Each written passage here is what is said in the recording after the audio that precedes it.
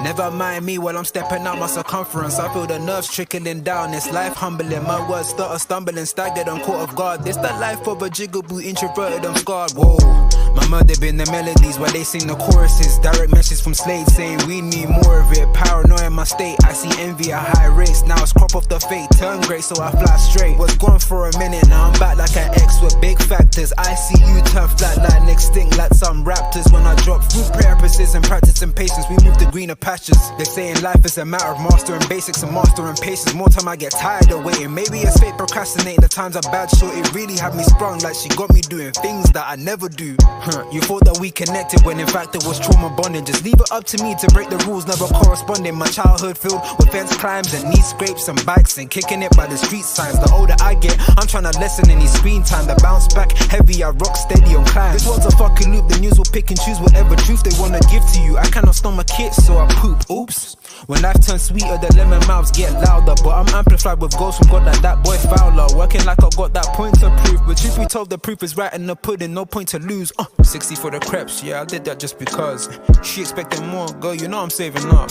Left me on red, well, it was what it was. Never stress over them joints or in downs when times get rough, so I ghost. Long are the days when we was close, and when I see you, it's like two completely different type of goats. I approach the weekly fire dropping, which I'm feeding. Still, I don't expect to be the one, your boy having fun. Still, the songs get spun like Beyblades and teacups. My fun fair to those that ever really know me from jump. So what's up, I've been the one they all depended on like TJ. Now they're dead wilder than a furry knockout punch, leaving them straight stunned. It's hella fun.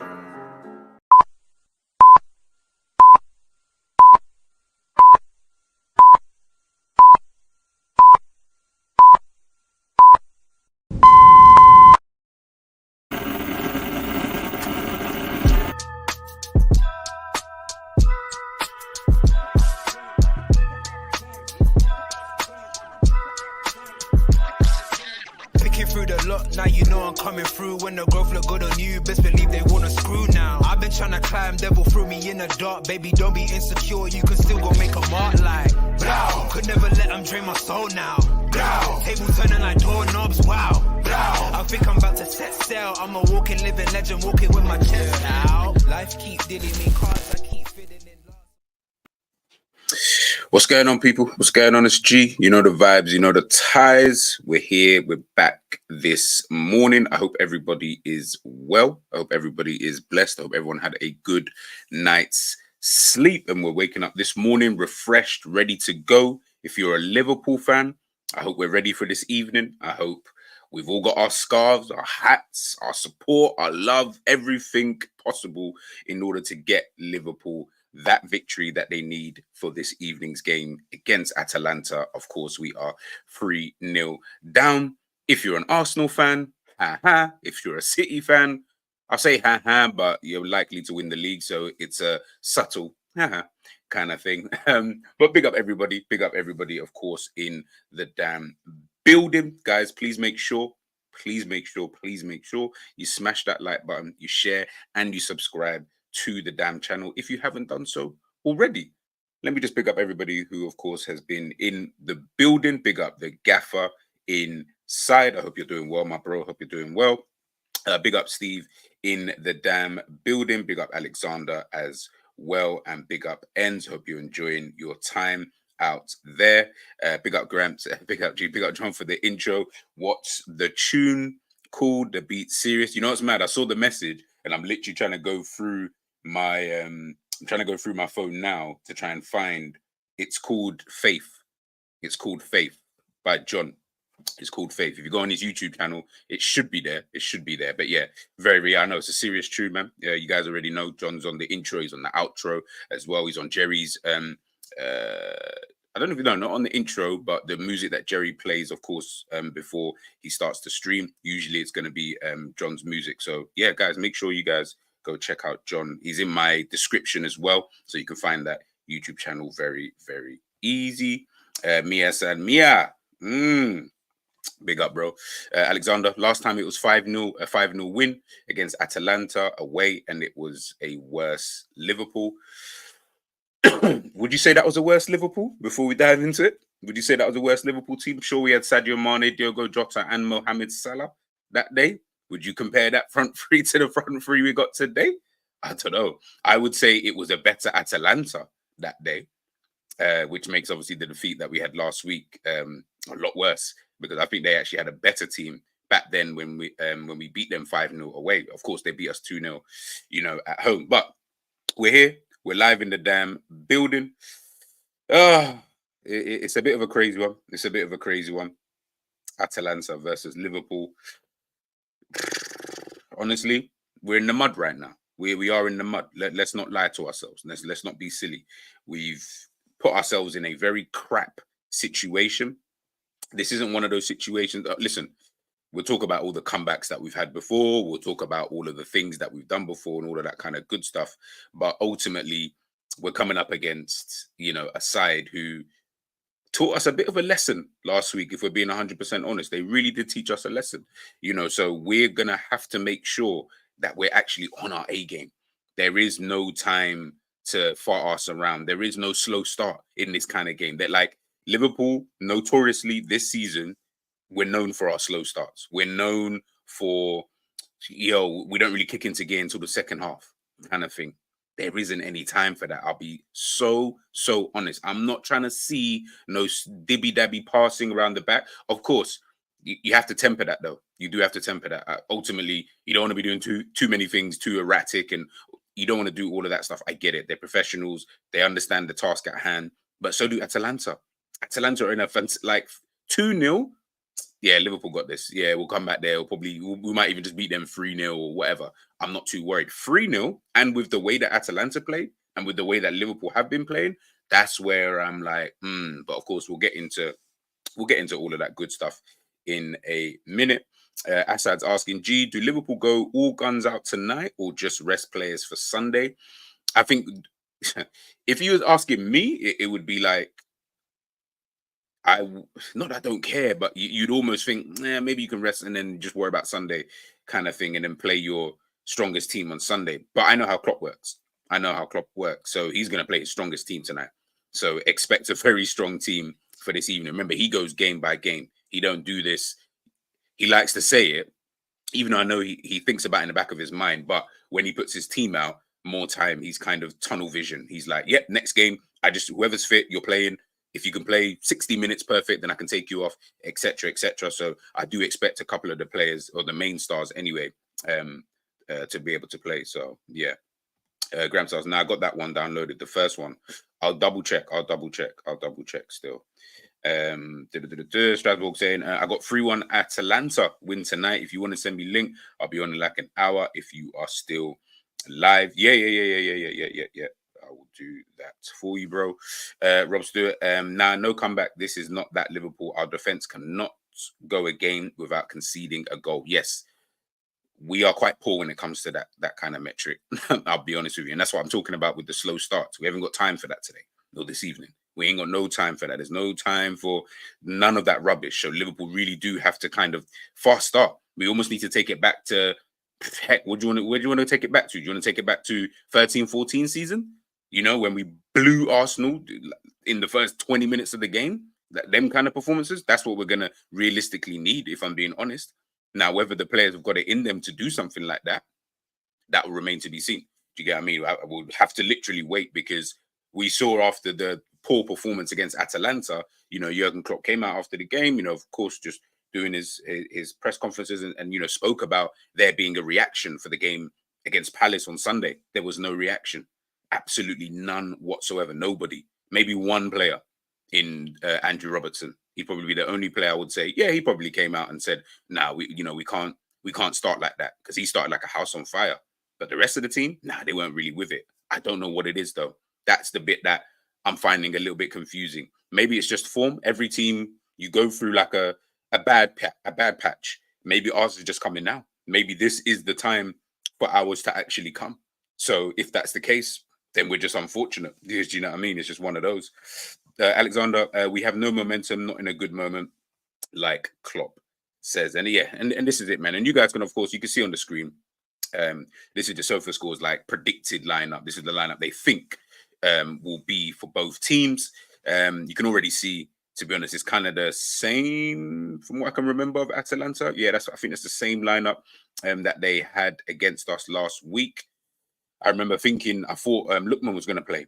And he was the one I was actually focusing on quite a lot. But, well, more for me, to be honest with you, because he didn't need to come on and do anything, to be honest with you, because that three, the attacking midfielder, Coop Miners, and then Del Keteleri and some Skamaka. Yeah, those three themselves, yeah, they were a problem. And then obviously this is the front three that they've got for Liverpool: Gakpo, Jota, Mohamed Salah, with McAllister, Endo, Curtis Jones in the midfield, Robertson, Van Dijk, Kanate, Trent. Probably our strongest back line. Well, at the beginning of the season, you would have said that's Liverpool's strongest back line. So yeah, it's one of those. It's one of those. Rob saying he would leave Salah out. We'll go through our predicted lineup. We'll go through our predicted lineup. Yeah, I mean, or the lineup that we want to kind of, we would want to choose. If I'm being honest. Big up, Goat. Hope you're well this morning. Villa will be the only team in Europe from today. That looks likely. I'll keep it a buck. It looks likely, but they're only 2-1 ahead. They're only 2-1 ahead, and they've got to go away. So we could end this evening with all of the English teams out of all competitions.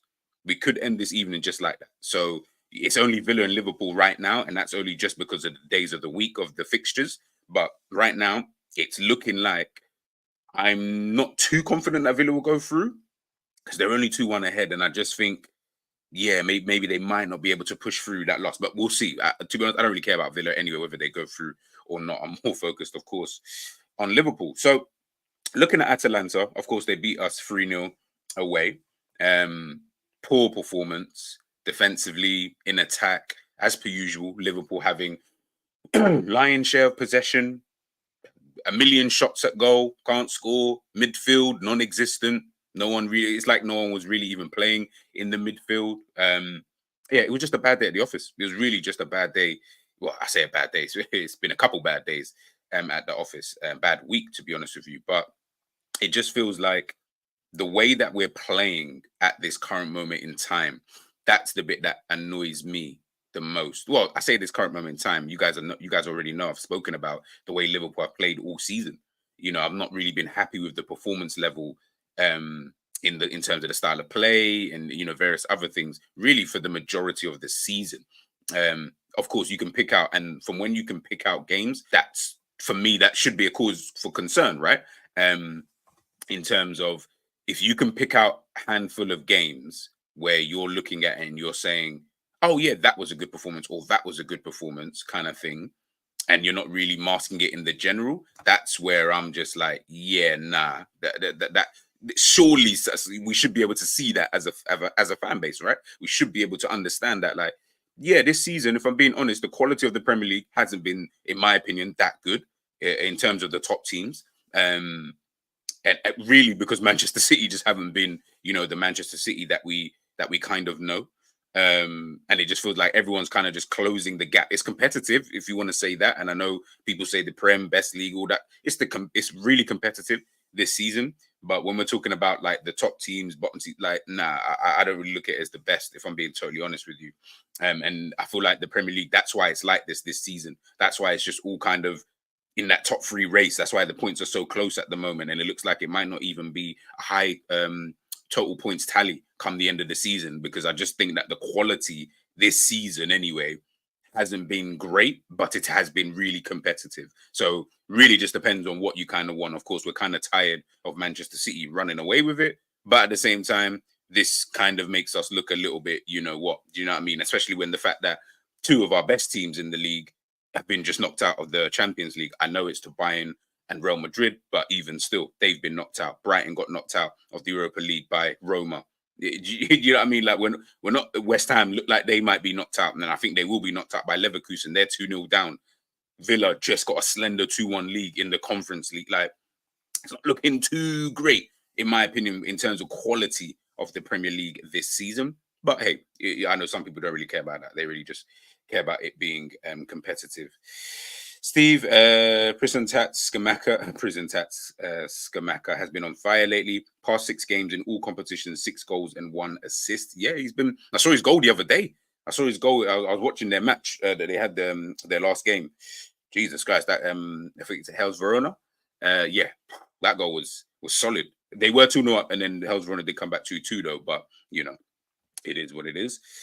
Gramps 4-2-4, Gakpo left mid, Nunes, Dan's strikers, Jota right mid. Yeah, you lot are not trying to play Salah. Yeah, I hear what you're saying still. Jerry saying Nunes cannot play. We'll get into that in a minute. G, is your strongest line, is your strongest Liverpool 11 and Klopp's different? Is my strongest Liverpool, ooh, that's a good question. Is my strongest Liverpool 11 and Klopp's different? Let me know what you think Klopp's 11 is, and then I'll tell you. You let me know that. You let me know that, and then I'll be able to tell you whether I think mine is on paper anyway, if I think it's stronger and if I think it's the team that he should have been playing, kind of from the jump. But let's take a look. There we go. Let's take a look at, of course, Atalanta's. There's three key players. You probably know two of them at least anyway, because we saw them destroy us the other day. But there's three key players I just thought that Liverpool just need to be wary of. Liverpool just need to make sure that if we can keep them quiet enough in the game, you might not be able to keep them quiet for the entirety of the game, but as long as you can just keep them quiet for enough for you to do your thing, then I think we can win. And obviously the first one is Coop Miners. Played last week, of course. I thought, and this is why I don't really rate some of the rating scale that they have for some of these websites, because I don't really know how they're really judging it. But obviously, this is just his stats and his heat map from the game last week, and you can see the positions that this brother was picking up. Like, you didn't know where he was going to pop up in the game. I felt like he was so pivotal to their win. I think these lot gave him like a 6, or this is for score. I think they gave him like a 6 or something. I was like, nah, you can't really give well, if you give him a 6, obviously it's based on whatever metric that you use, fair enough. But watching him, forget even looking at the stats, because I didn't know any of these stats prior to this. Just watching him in the game, he was the one I was looking at more than Skamaka. Obviously, Skamaka scores the goals. He was really good, and we'll talk about him in a sec. But he was the one. I felt like he was the one who was making space for Skamaka to score these goals. He was the one trying to, not even trying, he was making things tick in that attacking third. He, of course, he had that chance where he probably should have scored, and maybe scores that 4-0. Well, at the time, I think it would have been 2-0. But adding on to what they had, score that, all of a sudden, now it's basically almost impossible for Liverpool, to be able to, get back into this game. But I just felt like he was everywhere, man. You can see on the right-hand side, on the left-hand side, through the middle, dropping into that attacking midfield, dropping back into centre midfield, DM, right mid, left mid. Like, he was literally, I kept seeing him popping up everywhere, whether it was to help out defensively. 11 ground duels, 6 of them won. Didn't win any aerial duels, lost the ball 16 times, couple fouls in the game, 2 shots on target, 1 off target, 42 touches, 75%. Accurate passes, and it's so mad. Look at the accurate passes he made. He only made 20 passes in the whole game. That tells you how defensive they actually were. But he was one of the players who was helping quite a lot with that man marking, that press that it felt suffocating watching it. Like, I was watching it thinking, brother, these lot can't breathe. Liverpool cannot breathe. They can't breathe at the back, and it's funny. It's very, very funny when I think about it. I'll pick up Steve. It's funny when I think about, if you guys have watched Trent Alexander-Arnold's interview that he did with Gary Neville on the overlap, and I'm listening to Trent, and by the way, very, very good, very, very good interview, man. I like that one because, you know me, I just like the bit he's talking about the tactics. When he was talking about the tactics and how Klopp wants him to play, how he wants the team to play, and various different other things, and we spoke about this, myself and Savage on Savage Talks Sports yesterday. But when he was talking about how we play, it just made me think to myself, like, it's so difficult for Liverpool to play the way that they play. As much as I might cuss it, it seems like it's very, very difficult to, first of all, to learn how they actually play. As basic as I think it is, clearly it's a lot more intricate than just that. And I mean it in terms of the hard yards that you guys have to do. Because of this high risk, high reward football that we play, if you're like a second late, players like Coop Miners, they'll find that pockets of space. They'll get in behind. All of a sudden, they start to drift that we saw with his chance that Keller has saved. All of a sudden, all he did was need to just drift into a little bit of space. But that's because we're not winning the ball on the other side, because we're second late, whether it be Endo, I think it was Jones or McAllister, whoever it is on that side at that time when he had that chance. And then all of a sudden, our left back has gone walkies. or he's not even close enough to get to Koopmeiners in the first place. So all of a sudden now, Koopmeiners just got mad space. And again, high risk, high reward. I get it. That's just Klopp's football. Some like it. I'm not one of those people, but it is what it is. It gets results, at the end of the day, and it gets quite a lot of good results. I get it. But that's the problem with it. You almost need, and I think me and Jerry have spoken about this enough times about Liverpool. You almost need everyone to be at like optimum level. Like they need to be at optimum peak physical level in order to be able to play that. Because if they're not, as we saw last season, when the team isn't at that optimum level, you just gaps everywhere and blah, blah, blah. And it's almost like we're seeing a little bit of that. I mean, we've seen it, in my opinion, all season, not necessarily from players who have been here and done that, more probably from the new players, because they're still trying to learn the system. McAllister, Endo, Gravenberch, Szoboszlai, they're all trying to still learn that system. They're not going to, as good as McAllister's been now, bro, we saw the teething problems with him. Forget that he was even playing in the six. Just remember some of the stuff that he just couldn't get to the ball. Man was tired after like 50 minutes of the game. He couldn't even, red face and everything, because brother was just, all over the gaff. Szoboszlai was probably the only one in terms of fitness-wise. But now we're seeing Szoboszlai now, like, just isn't really getting there, all the time. Passing's kind of all over the gap, whether that's just tired, fatigue, coming back from injury, no idea. But you start to see, it's going to take them a minute. I'm not saying that they won't get there. They may get there, but you're starting to see, a little bit of problems. In Koopmeiners, I just felt, obviously, we're talking specifically about that game, everything just came to a head, in my opinion, in that game. Like, honestly, we talk about it all the time. Oh, was that Liverpool's worst performance and blah, blah, blah. I don't even think it was Liverpool's worst performance, because I feel like I've seen games like this, but because we had bare chances, we could have scored goals. So if we had won, or even if it doesn't have to be mad, if we had won or drew 3-3, for example, people will be talking about, well, at least we come back into the game. Mentality monsters.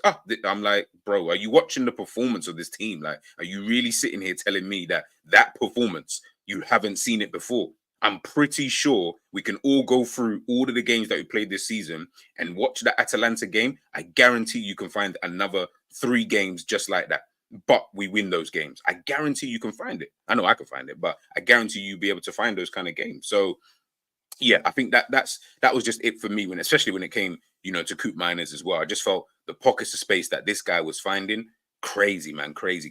And I thought he had a really, really, good game. Of course, second half, now he's sitting a bit deeper. Now he's just trying to help facilitate the defensive side of things. I get it. He didn't need to do what he was doing in that first half, but first half couldn't live with him, in my opinion. Anyway, second, the Keteleri, obviously was at AC. Well, it is at AC Milan. I think he's on loan at Atalanta. I don't know what's happening with him come the end of the season, but he was another player alongside Koopmeiners. It's like, it was great. Honestly, Liverpool make me laugh. Again, I go back to what Trent mentioned about the way that Liverpool press and the way that just Liverpool play in general. He mentioned about the centre-backs having the ball. If the centre-backs have the ball and you're not really pressing kind of thing, it's almost like it doesn't really work for us. At times, Atalanta was doing that. They were just doing man marking. Didn't even need to necessarily press, so to speak. Let the centre-back have the ball. Let Van Dijk have the ball. Do his silly thing where he just knocks it between him and Konate or tries to find that long ball. Let him do all of that. That's calm. That's goody. We don't need to do that. We're marking everybody now. There's no one who's free. So your options are you just keep the ball and hope that there's a level of movement, which the midfield were not doing at all in terms of trying to find any level of movement. But at the same time, can't really blame them too tough because they couldn't do it. And again, Del Keteleri, he was another one of those players. I kept finding this guy is finding space all the time. All the damn time. And his hold-up play was actually pretty decent. I thought, just looking at him and seeing him play over the years, I thought, okay, he might be a next wonder kid, so to speak. Wonder kid, but he might be a next player watch kind of guy, but kind of stalled moving to AC Milan. But yeah, this season, I feel like this season, from what I've seen in terms of the few games I've seen of him and seen the things that people have spoken about him, it just seems like, yeah, he's kind of found his feet here.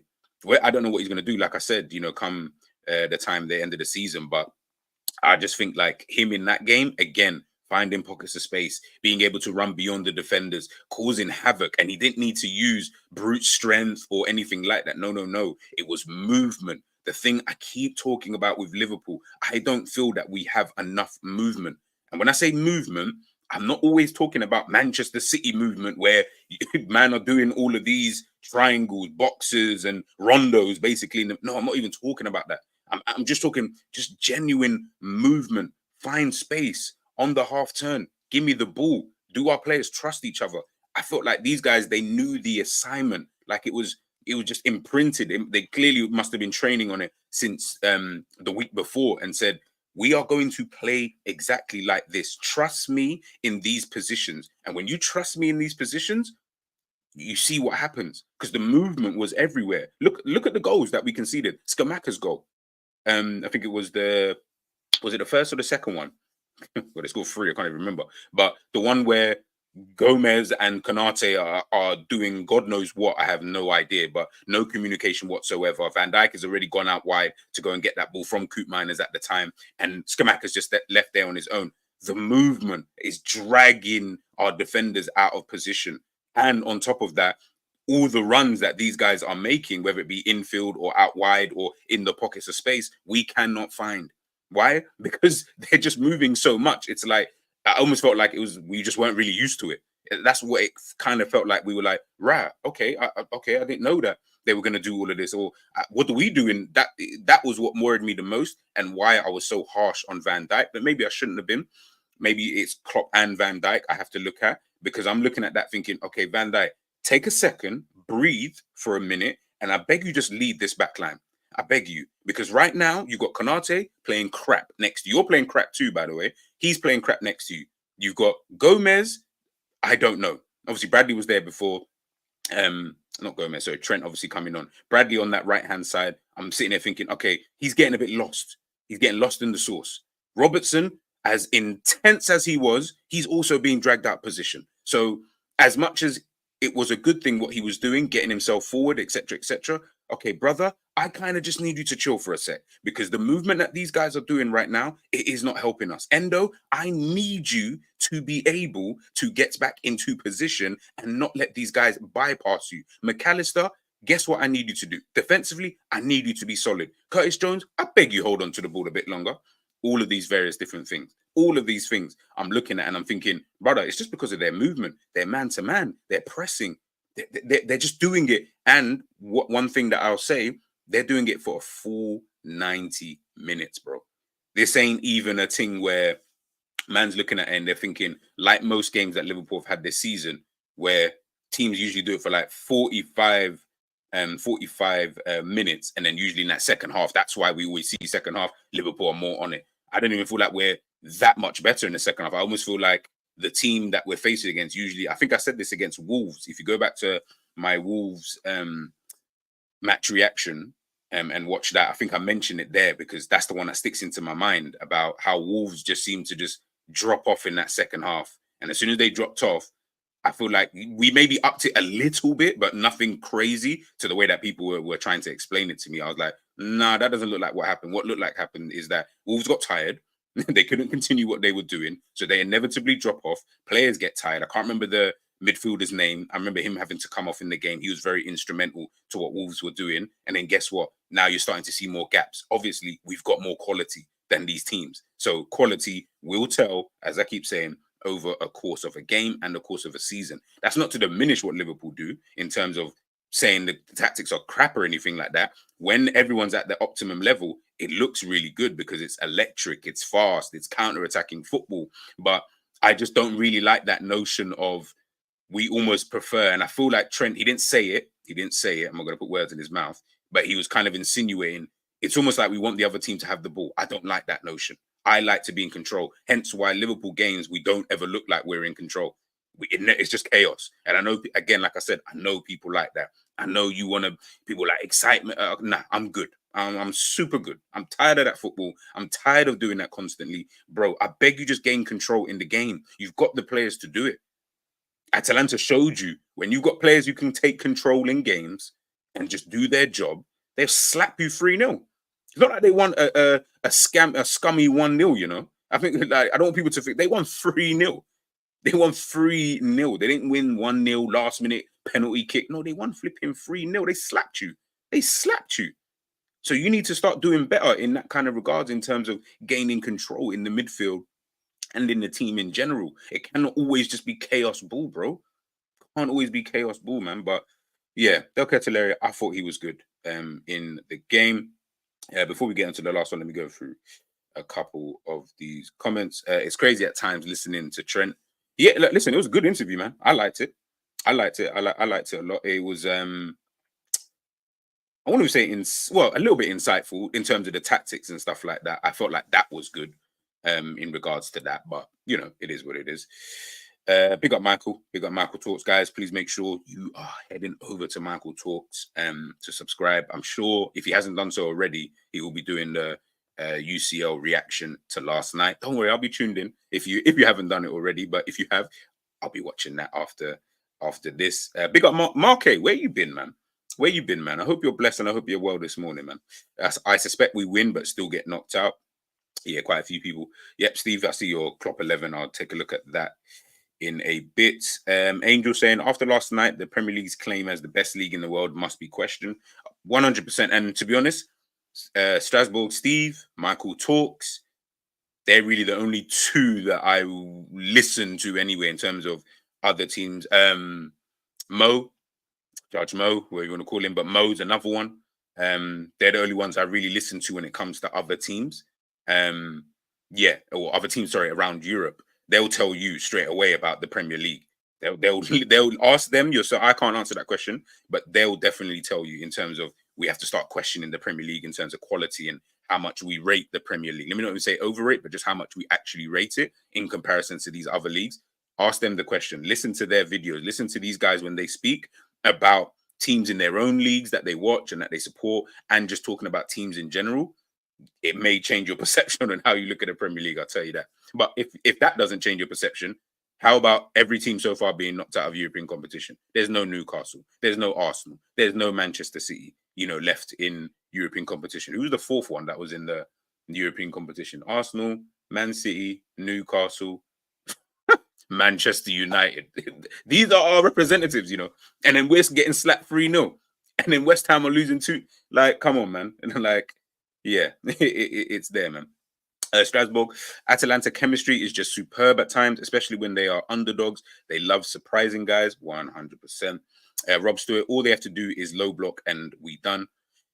I don't even know. I just think they just got to do the exact same thing they did last week in terms of man-to-man, press when they need to press, or when they feel is the right time, whatever that trigger, whatever the trigger was for them, do that. And I think, yeah, you're absolutely fine. I think we'll still win the game, but yeah, it will be them who go through. Angel, it's crazy at times. Yeah, listening to Shrem. Angel saying you can't have an easy game physically in Klopp's system. No wonder the players are physically washed after multiple seasons. This is why I don't like the system. It's not to say, listen, short term, if you had Klopp for like 3 seasons and he had his players like ready there, like, so let's say he came to Liverpool and he had the Van Dijks, the Salahs, the Allisons, Trent, whatever, and you just needed this guy like a Real Madrid type of team. Okay, you've got the players here now, and I'm just going to keep you here for 3 seasons, win everything you possibly can. Then you like, that's why I'm looking at Klopp and I'm saying, you are the guy. He's actually probably the perfect guy for something like that, because after 3 seasons, I promise you your team's going to be looking dusty in terms of not player wise, but just in terms of energy levels, physicality, and all of that kind of stuff. When we're looking at long term, then I'm like, yeah, that's where it starts to look all wishy-washy, because his tactics and his style that he wants to imprint on the teams, as good as they are short term, long term, I don't feel like it's good. I've never ever thought that it's good. Hence why I want something that is long term. Whether that's Amarim, I don't really care. If he's got a style that can be more long term, and then it is just about the quality of play that you do have, then I'm easy with that. This one, brother, 2 years and you're dying. I'm just like, well, how does that work? Players breaking down, players coming here who are semi-injury prone or have had their injuries. All of a sudden now they're now fully considered as injury prone players. I'm like, not really feeling that, man, but it is what it is. Strasbourg, Pioli didn't know how to use the Keteleri. He was kind of screwed anyway since Rafael Leao is their lockdown starter at left wing. Anyways, exactly. And I don't ever feel like he was going to usurp him anyway. Can we talk about Arsenal and GG? Don't worry, let me start that for you right there. We'll talk about them come the end of this. This loan spell for CDK is the best thing that has happened for his career. Gasperini knows what he's doing with, with developing players. No, I hear it and I agree. But that's also Klopp's tactics. Rob saying, yeah, I hear it. Andrew Graham, big up. Good morning to yourself. G, what's your opinion? What's your opinion on the Liverpool forward line? What's my opinion on the Liverpool forward line? I think I said this before the other day. I think it's a calm forward line. Like, let's be real. You got five of them forwards. Really, if they went elsewhere to other teams, you'd be almost looking at them and saying, "Oh, he's a decent player." I feel like they're like on a level of how to pick a player in the Premier League. They're like on a level of like outside of Jota and Salah. They're like all on the level of like Anthony Gordon. Like, you're looking at that level of player. You're like, yeah, no, they can be decent. On their day, they look like a top winger. How many days of those do you have? I don't really know, but on their day, or they look like a top player, or whatever the case may be. But those days are kind of few and far between. I just think that the forward line, because it's not as good as I would like it to be, they're all very inconsistent. Have shown so many various different consistency levels throughout the season. I almost feel like Liverpool need 5 forwards, because 3 of them you can't have it like as main starters and expect them to, without comparing too much, you can't expect them to keep up the performance levels of a Sadio Mane, Firmino, and a Mo Salah in their prime. I don't feel like any of them are really close to that, to be honest with you. Jota could be, but he's always injured. So I have to almost include him in that in terms of inconsistent, not form-wise, but just you're never really here, my bro. Like, you're playing hardly any game. So yeah, it's mad inconsistent. So you need 5 to just be able to rotate some of the players in and out. Like, yeah, and when you're when you're what's that? Oh, when you're trying to do all of those kind of things, that's where I'm a bit like, I'm not really feeling it. But listen, it is what it is. We'll talk about that come the summertime anyway. But yeah, that's kind of my opinion. But Atalanta has technical footballers. Yeah, they do. They do. But so do we, though. So do we. We can't act like Curtis Jones, McAllister are not technical ballers. Harvey Elliott, technical baller. That's 3 players right there. Maybe not the rest of them. Fair enough. Trent Alexander-Arnold. Well, depends on how you determine technical ability. But okay, I'll take Trent out because it will depend on how you look at technical ability. He's a great passer, though. Harvey Elliott, Curtis Jones, and McAllister, I would consider them to be technical players. Surely we can figure out playing some type of good football with just that in itself. Surely. But it almost feels like we just choose not to. But that's just Klopp's way. Like I said, it gets results. So I'm not here to crash it on him in that sense, but it is what it is. Oscar, big up. Good morning to yourself. Exactly, G. I'm tired of the chaos too. Yeah, I'm tired. But yeah, we'll get on to the last Atalanta player. Who's that in the background? I got a guest joining me in a second. Pasalic. Now, this one was there was actually a few players I could have picked from. Let me even bring him in now. He's gone now. But yeah, Pasalic was another player that I looked at playing in the middle of the park for Atalanta last week. I think he used to play for Chelsea, right? Sure, he used to play for Chelsea.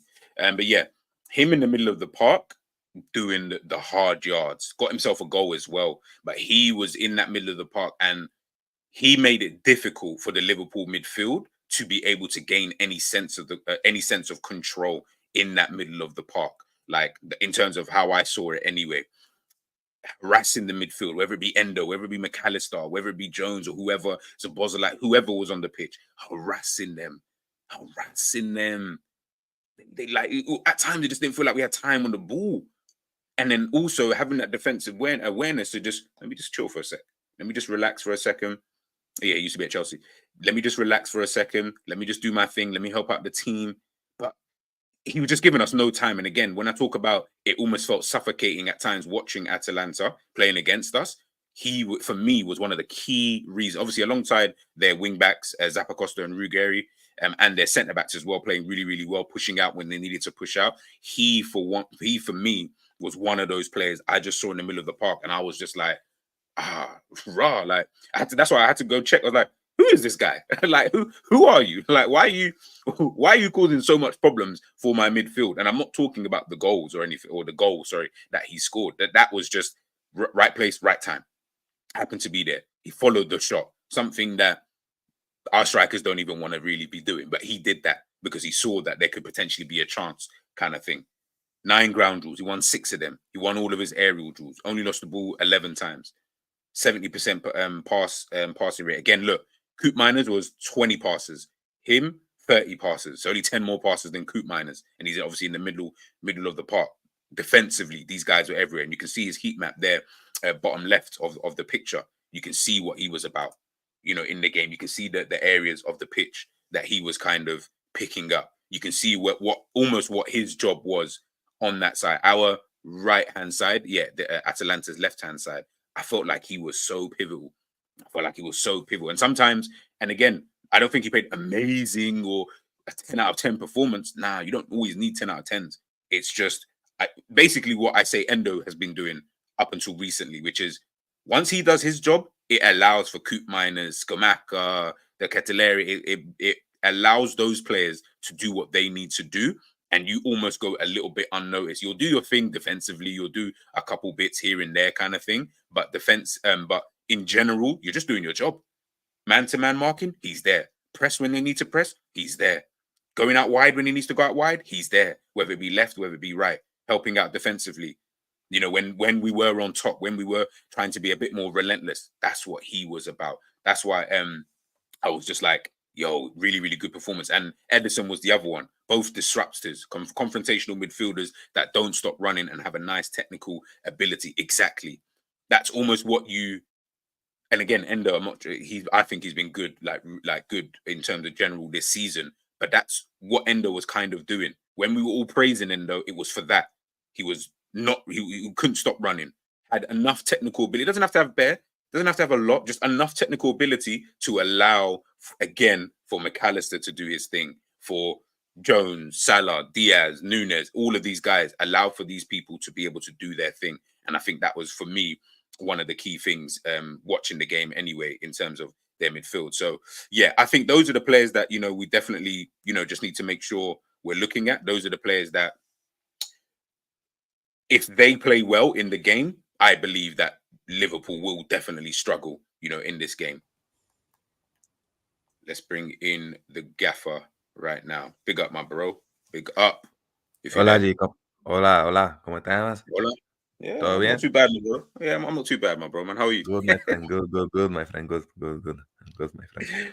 Chat to the people, man. What are you telling me about today's game? We're going to get into, and by the way, big up everybody in the chat. Make sure you're smashing the like. I will then look at 3 Liverpool players as well. But yeah, chat to the people, man. What's the thoughts? What's the thoughts? It's an important one, It's an important one. It's a game where, Liverpool in the past have been able to overcome, difficult game. It will be difficult. Klopp making us run is good. And if we have the right intensity and we can prevail, we can move on to semi-final of Europa. No, I feel you, man. I feel you. And looking back towards last week's game, Yeah. in general, how did you feel the performance was in general? Obviously, we spoke a little bit anyway after the game, and we were just LOLing. But yeah, in terms of the performance. If I'm being honest, what it is Liverpool, unfortunately, they're a team that, again, European football is very different. You come up against different tactics, different styles of play. In the Premier League, teams are going to go and have a go at you. Yeah. Atalanta did it, but in a completely different way. They went man for man. very, very tight. They kind of tried to nullify our ability to go and hit them on the counter, and they played with their risk, which was, yeah, if we get opened up, we might go and concede. But if we win the ball back, we win the ball back high, and they essentially done a Liverpool back to Liverpool. Liverpool are a team that, you know, we don't want the ball. Well, not that we don't want the ball. We don't mind giving the ball away. And the reason why we don't mind giving the ball away is because when the team then decides to like, all right, cool, now we're going to go and just like spread out, and now we're going to try and counter you guys, then that's when they break out of their shape. And then Liverpool can be, and obviously historically are boom, boom, boom, and we can be clinical. The difference is, though, you don't have Mane, Salah, and Bobby, which when you look back on it now, for being honest, bar what Neymar, Messi, Suarez is probably the best front three of all time in terms of how they operated. Like in better terms than of Ronaldo, Tevez, Rooney. For me, yes, in terms of how they operated, the amount of goals they got, the way the amount of assists and goals they got between them, in terms of how they operated, was to another level. I think when you look at it, and now when you haven't got that and you can't go and create those chances, you then give a team confidence, and that's unfortunately the situation we're in, where, you know, we need 20 shots a game to score 2 goals. If you go and look back at Liverpool before, if we had 20 shots a game, we're winning the game 4-0. And that's just the difference right now. So yeah, look, we were poor, unexpected result. Yeah. This game, I don't really know what the plan is. I don't know how this affects the rest of the season, especially considering the result against Crystal Palace on the weekend, man. So I guess we're gonna have to just wait up and see, man. Just wait and see what this game's got to offer. I mean, I look at it now, and it's like all of our majority of our forwards, bar one individual, they are, like, when I actually look at them and I deep it, they're all actually really, really, really good forwards, but they don't fit what Klopp wants to go and do. Like, they don't fit what Klopp wants to go and do. Like, when you go and look at what Diaz offers, like, I don't know many players that can dribble the way he can do and take on bare man. The difference is they don't interlink with everything else that's going on in the pitch. When you had Mane, Salah, and Bobby, they all work together as a unit. I think that's the biggest issue at Liverpool right now. You know, you look at Gakpo, he looks a decent player. You go and look at Jota probably the one that he's good and he's the one that fits. Nunes doesn't fit Liverpool, unfortunately. You've gone from having a forward that wants the ball to feet. Mane did it, Gakpo did it, Bobby did it, and now you've gone to a forward that can't control the ball back to goal, that can't really operate like that. You're now having to change the way you want to go and play, and that's just the biggest killer. Because apart from that, Liverpool operate at a similar level than to what they have done. It's just the forward line, man. So yeah, am I worried about today? Not really, because for me it's like a dead rubber, innit? If Liverpool do something, it's what it is. If they don't, it is what it is at this point, man. Again, like Carabao, innit? Carabao Cup winners, man. Hey, look, it worked for Manchester United last season. The Manchester United fans were extremely happy with that. They thought they had a very good season. They finished third as well, by the way. So really, we could have the same season as Manchester United last season. I mean, you know, at the beginning of the season, me and you, we were writing these guys, and we didn't think, well, I don't want to put words in your mouth, but I'm pretty sure me and you both said, nah, we ain't winning no league this season.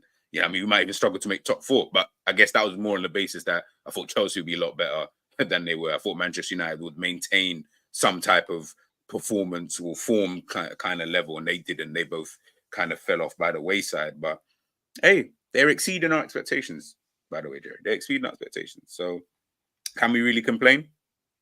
I don't know. We're not really in it. That's the thing. You look at it and it's just, I didn't expect this from Liverpool. I think Klopp, the fact that he wanted to leave at the beginning of the season, obviously Klopp probably looks at it like, wow, I didn't expect us to be in this position. Hence why it's like, I mean, Trent said he's not talking about the title to the players. He said the closer it would get to it, you probably start using the emotion of him leaving and what this would mean for Liverpool to win the league for the last time. what this would mean for the journey. But I don't think he expected it. I think, look, he was going to leave at the end of the season anyway, but he just wanted to leave the squad in a good place. So I think that's sure all they he get cared into about, the you top know. I four, feel like that's what he make cared sure about. they get into the top four, make sure that, you know, the squad's in a good place for whoever comes in. So look, it is what it is, man. I don't, you know, if we won the league, I'd look at this team and be like, how the hell did they do it? Because I Yep. look man for man, and I don't think this team's good enough. I don't think we play good enough. I don't think, you know, I don't look at it. But when we've won the league in previous years, I looked at our team and I'd go out there with chest and say, oh, we've got the best player in this. This is the best player. He's the best player this season. Come on, man. Like, do you know what I mean? Our No. left back ain't been the best. This and partnership ain't been the best.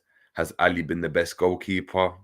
Maybe, but Keller has played for the majority also, so you've got to split it between them. Has our forward line been the best? Has Salah been up to his best? It is what it is, isn't it? At this point, it's just like, yeah, man, it is what it is. No. Listen, man, and I have to echo that. Man. I think I'll still look at it, and I will still say the same things come the end of this. Obviously, I'll be super happy because I'll be like, yo, I've seen 2 Premier League titles. You know what I mean? So I'll be gassed, and I will be walking around with chest around the man, them saying, yeah, where's your Premier League medal and all of that kind of banter. But when I go and analyze it properly and I do the analysis come the end of the season, I will look at it and think, how the hell did you guys win it? Like I said, guys, earlier on in the video, in terms of the quality of the Premier League. And by the way, I'm not even just talking this season. It's just obviously context of what we're speaking about this morning. But I've always thought the Premier League, in terms of quality wise, I've never really rated it like that. It's really competitive. I will say that much. And if you want to call it the most competitive league, I'm not going to argue with you in that regards. I'm good with that. And Gramps, by the way, I saw the message and I agreed with you. I was nodding my head, thinking, no, you know what? He's actually right. Yeah, we have had champions, semi-finalists, and whatnot in the past few seasons, but I always almost feel like they're almost not one-offs, because obviously if it happens a couple of times in a row, but I still never looked at the league as a whole and thought, yeah, I still think the whole league is quality. Nah, I never really looked at it like that. I still always had this thing in the back of my mind. Obviously, this season, next year, an English team might win the Champions League. So it is what it is. But I've just never looked at it. I don't know what it is. I really don't know what it is. I've just never looked at the Premier League and said, this league is quality. Maybe at a time back in the day, I probably would have. But yeah, right now, in the last few years, I've never really looked at it like that. And if you even look at the years that Pep and Klopp were going at it with each other, kind of thing, and that's only 3 years out of the last 8 or 9 anyway, those seasons, yeah, you would say those two were really good. But what, Arsenal and Man United, Chelsea, them man finishing all 20 points behind, man. And then you're looking at the rest of the league and you're saying the gaps between everybody else. Nah, man, I wouldn't even call that quality. You just have, when you get like La Liga, what we like to cuss about La Liga, when Real Madrid and Barcelona were doing their thing, that's exactly what we had. Everyone else was kind of dead. But we had the same thing, but we were calling our league the best.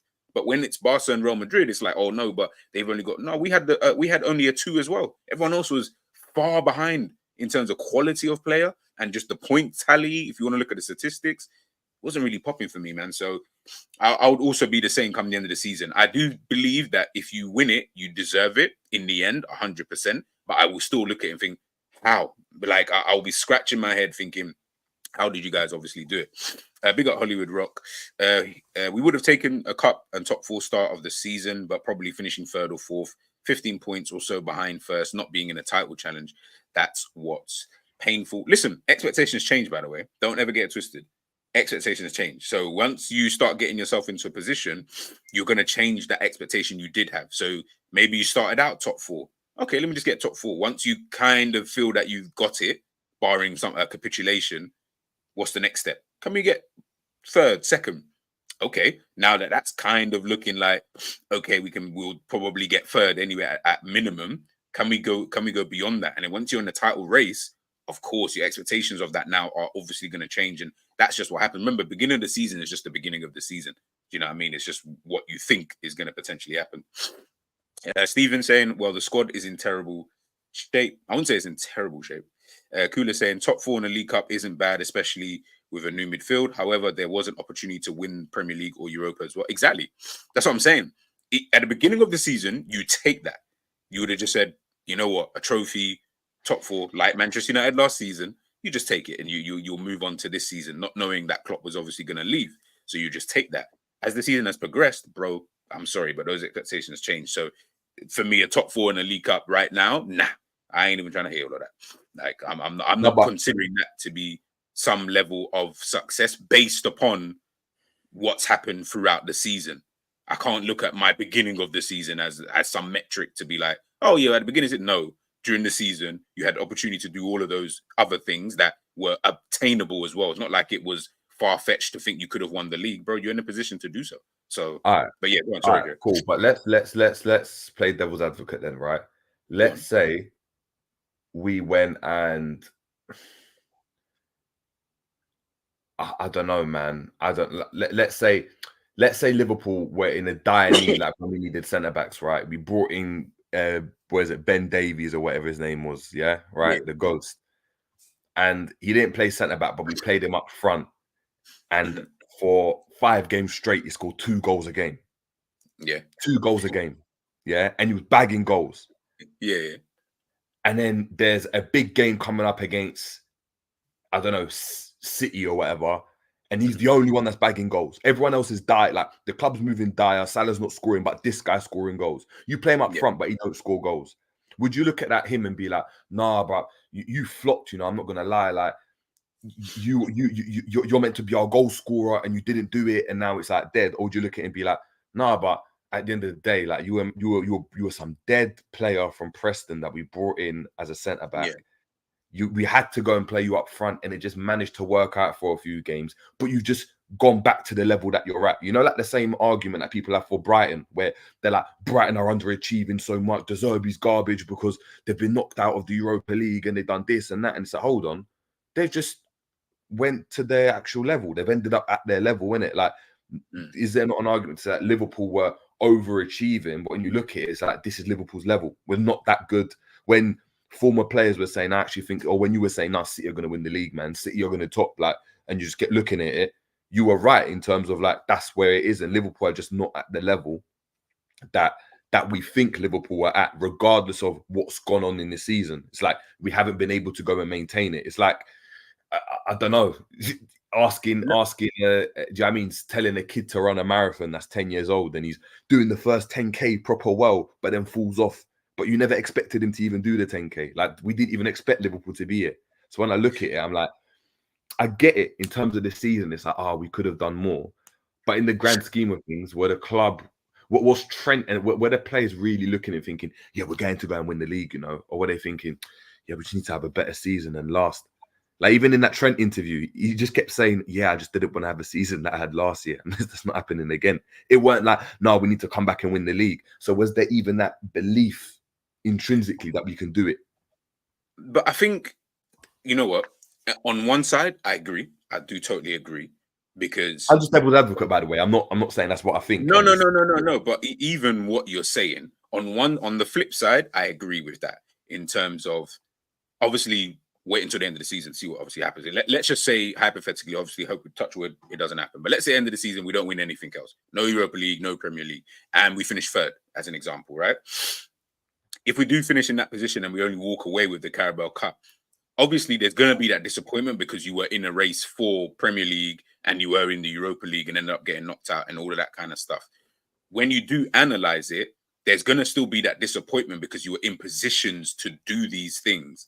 And based on the form of the team throughout the season, you were hoping that you could have done obviously a bit better.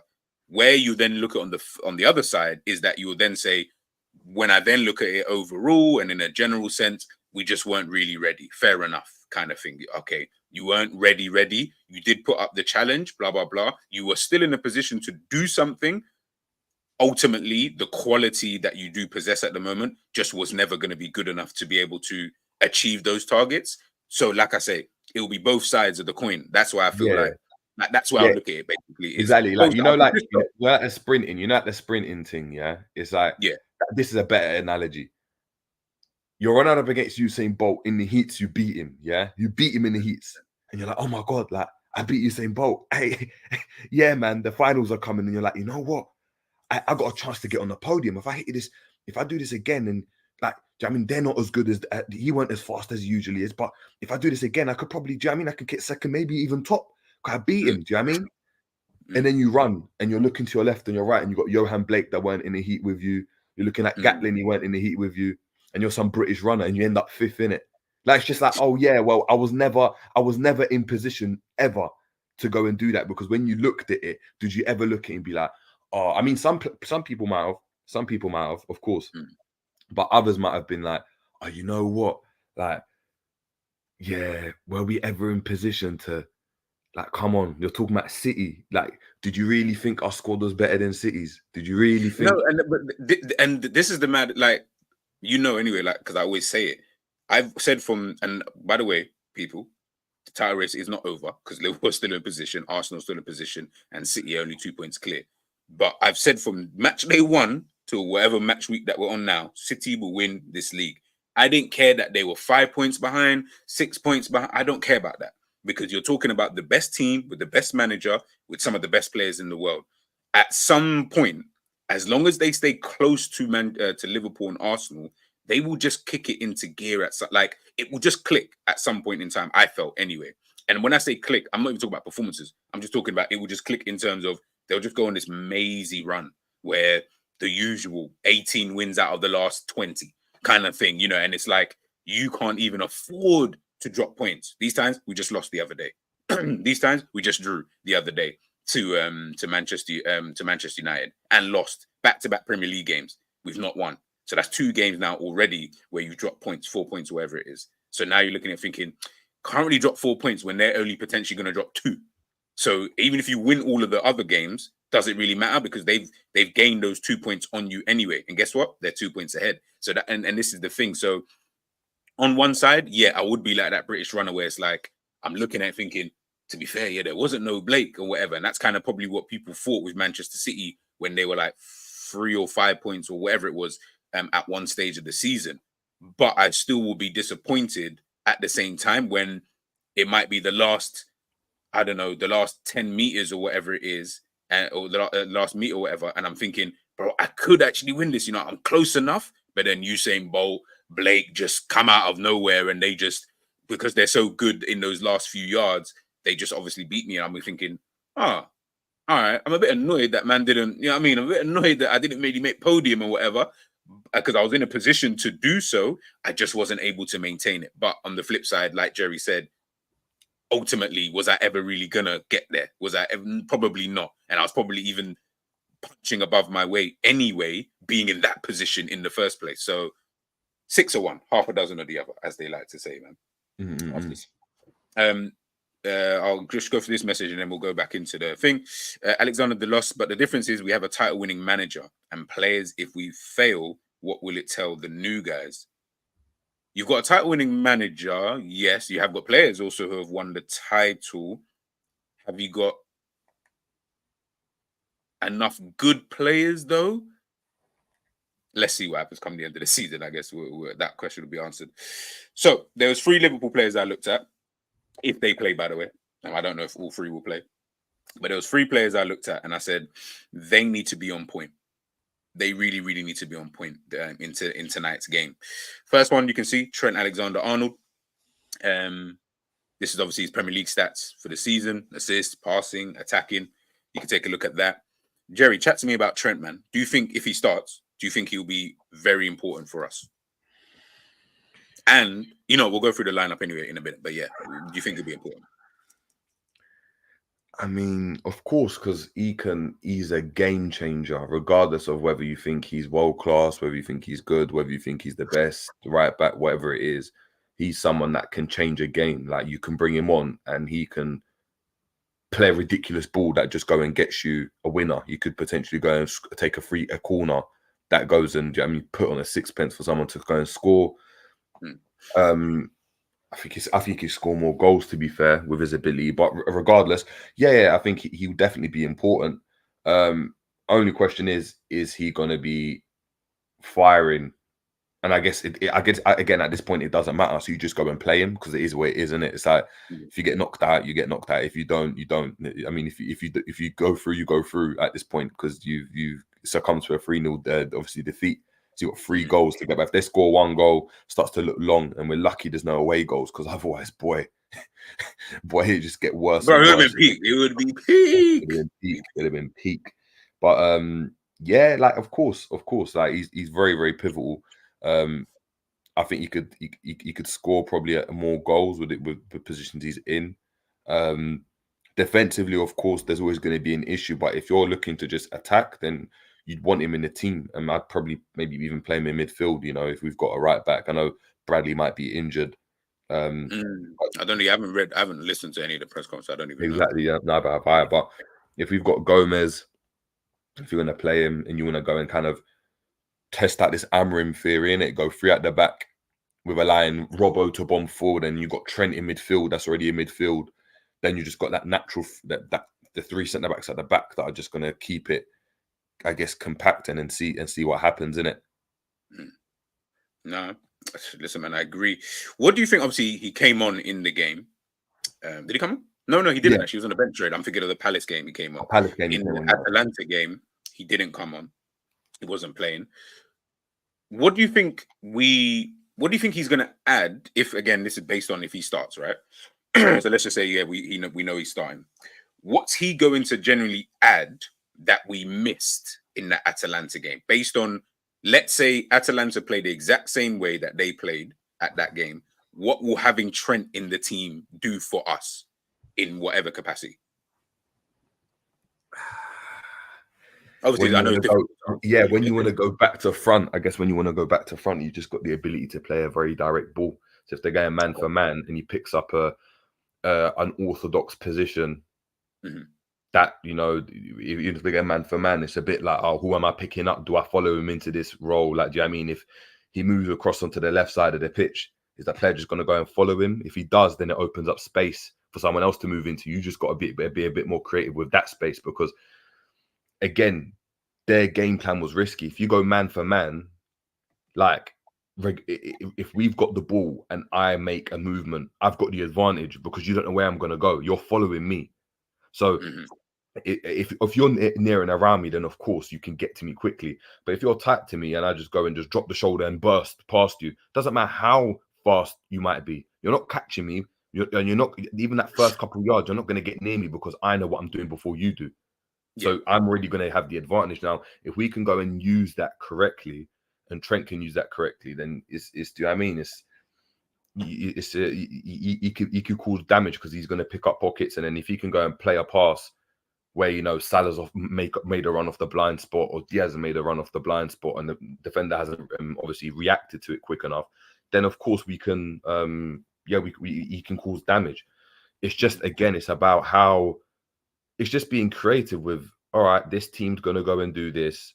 How can we combat that? And I think that's just gone away from the game a bit. I think managers in general now, they've just got their one set way of playing, and they're just like, yeah, we're going to do what we're doing, and it is what it is. We live by the sword, die by the sword. Instead of, you know, back in the day, managers would look at it like Benitez, Mourinho, I mean, Alex Ferguson, they'll look at it and be like, you know what, we're going to go and do this in this game. So, I don't know, Mourinho used to go and put David Luiz in midfield because he's like, I want a centre back that's very, very good defense. For Alex Ferguson, bro. Man said you're here, bro. Yeah, exactly. Or you go and Benitez is like, you know what, Gerrard, I know you're a midfielder, but you're playing out wide for me, because out wide we want to go and put you in positions where you can deliver that ball, because that angle's more dangerous, and we need workers in the midfield. Like, if we need to be a bit more creative with how we go and do things in this game, in my opinion, and it'll be interesting to see how we combat that. Or we could just go and say, Klopp could just look at it and be like, we were poor in that game. If we do this, if we just create the same amount of chances as we usually do, then we win the game 2-1, 3-1, and job's done, in it. So depends how you want to look at it. No, listen, man, I agree, and I don't want to get into this type of debate just yet. We'll talk about this come the end of the season. Is that one of the things that we look at with Klopp during his time here that maybe we hoped he would improve upon or had in his game, which is sometimes I just need such and such, whoever that be, Wijnaldum or Trent or whoever, I just need you to do this for this specific game, i.e. when we play against Real Madrid in the final, I might need one person just to do this job, the Ji-Sung Park role, you know, the David Luiz going into midfield or whatever it is anyone wants to use, do we think that like Klopp could have done that better? And is that something that you potentially want to see from like the new manager, which is not to say you should just go away from your principles, like insert and get bro, that your principles are your principles, keep that. I'm not saying, divert, but some games do require you to behave a bit differently. Bellingham spoke about this last night after the Manchester City game, and he spoke about his role in terms of him, the positions he had to take up and how he would have to push out at times and how high up the pitch he needed to be in certain actions, in certain moments, meaning if the ball did even get to him, at times he couldn't even get there just because of the position that he needed to be in for that first phase before the ball even gets there. Little things like that. Ancelotti does that a lot. We saw the game last night. We saw how defensive they were, but we know that they can be very, very attacking. Is that something that we want to see moving forward? And maybe Klopp should start adopting, but it's too late now because he's leaving. Yeah, for me, yes. Like that's how I look at football. That's how I coach football, innit? Like I have my principles, but then within that, I want freedom where, I'm not saying, we have to go and play. We have to play at the back at every opportunity, no matter what. Like I want to be able to go direct if you have to go direct and vice versa. I don't want us to always have to go direct, but I want us to go and be able to analyze situations and in game the team or the players to kind of react and be like, actually, we're going to go and do this because there's pressure. I think nowadays, obviously, people just look to the coach too much for guidance. Back in the day, you just have players that just decided on the pitch, all right, look, well, I'm being pressed here, so I'm going to move into this space and see what that does for here. And I'm going to talk to my striker and just give him a look and tell him, you're coming to this space here. And they'll bounce off each other. Nowadays, it's like everything's pre-planned, which obviously is a benefit. But yeah, I'd want to go and see a change. In this game, though, look, Klopp's done it a couple times. If we're being honest, like a couple times he'll go and play this player instead of that player, depending on who we're playing. Like Matip might be playing well, and then he goes and plays Konate because we're facing some mad, fast striker, fast winger. So we do it. The question is, yeah, could he have done it a bit more? Is he as flexible? Probably not, innit? It's the way he sees football, I guess, innit? And you can't coach something that you don't see. It's like I want him to be the best version of himself. I don't want him to be a B-Tech version of De Zerbi. Like that would be a horrible, horrible watch. Do you know what I mean? So it's what it is, man. At this point, he's just gonna. I feel we're just gonna. I think if I'm looking at it in this game, Liverpool are just probably gonna do just what they usually do, and just look at the intangibles more so than anything. So we need to be more intense. We need to get in their faces. We need to go and don't allow them to play through us. We need to be more compact. That type of stuff, as opposed to I'm going to just change everything that we're doing right now, and we're going to go and do it because he's probably going to look at it as a glass half full glass half full instead of glass half empty. Where it's like, we create a lot of chances, we're just not finishing it, and we're too open. So if we just finish and we're more compact, then we're gonna win the game. And I think they're just looking to win the game. I don't think they're looking at progressing necessarily. If it happens, it happens. But it is what it is. Yeah. No, I agree, man. I think he's looking at that as well. And of course, we'll get into our 11 for this evening. The next player I wanted to look at, McAllister. Obviously, I know I've seen you apologize a couple of times in regards to McAllister. He took my position. But at the same time, every time you kept not apologize, but every time you kept saying you was wrong about it, I was like, the only thing I ever felt you was wrong about was when you mentioned about him playing in the 8. Because I remember the reasons why you said it, and I said if Klopp can just allow him that freedom, should I say, I think you will see the player that we kind of thought we was going to see basically when we actually signed him. But of course, we don't know because more often than not, Klopp gets man doing the running thing. So you're like, well, if I can't see him doing that. Hence why in the 6, for me, it didn't go too well, to be honest with you. It wasn't, I didn't feel like he was comfortable, so to speak. It was just more James Milner vibes where I'll just do it kind of thing, as opposed to it being something that he wants to do and that he's actually even remotely kind of good at it. But would you think his form recently, he's been on form, been really, really good, really, really good in some games. Poor, I think, in the previous game, wasn't really, he wasn't able to, but couldn't really find space in order to pick up the ball because obviously the pressing, the man-to-man. but also just trying to gain a sense of control in the middle of the park. He, alongside the other two midfielders, by the way, none of them were doing that job well. Is he going to need to be on job? And what do you think he's going to offer us potentially this evening? Much needed composure, I think, is again, it's like what I said, he gives us the ability to go. He's a safety net. You give him the ball, he's not really going to give it away. He's that Gini Wijnaldum or Gini-esque type of replacement. Probably played in more advanced. Pardon? You think he's more than like a Curtis Jones? Curtis Jones as well, but Curtis Jones hasn't been playing. So when he's been playing more advanced, then he's been that role where he's the safety net. I think, yeah, Curtis Jones is that. Of course, he's that guy as well, but he's only played at once or twice now. I don't even remember. Oh yeah, recently, yeah. Yeah, so before that, he weren't playing. So he's that guy. I think, yeah, it's the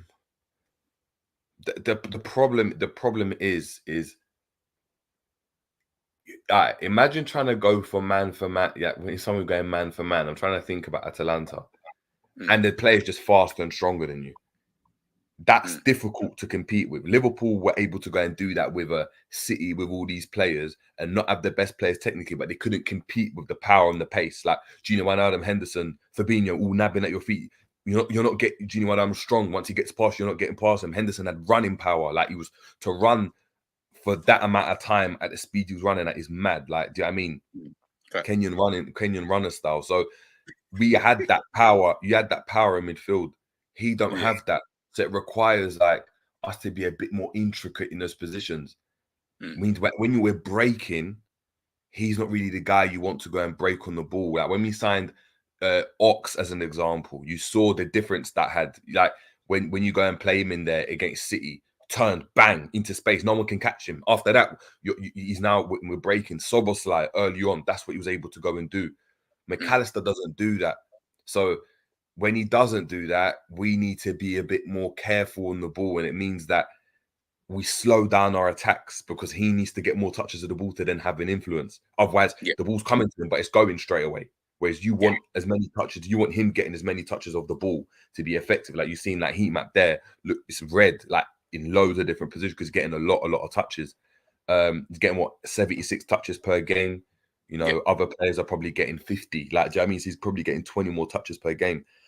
I just, it's we're gonna need to be cute and clever up front. We're gonna need to be cute and clever in midfield if we're gonna go and see the optimal best of McAllister.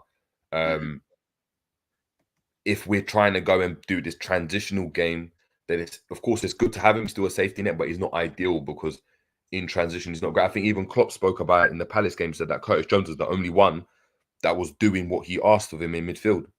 Because he's the only one that was getting into people's faces, regardless of what people thought of his performance.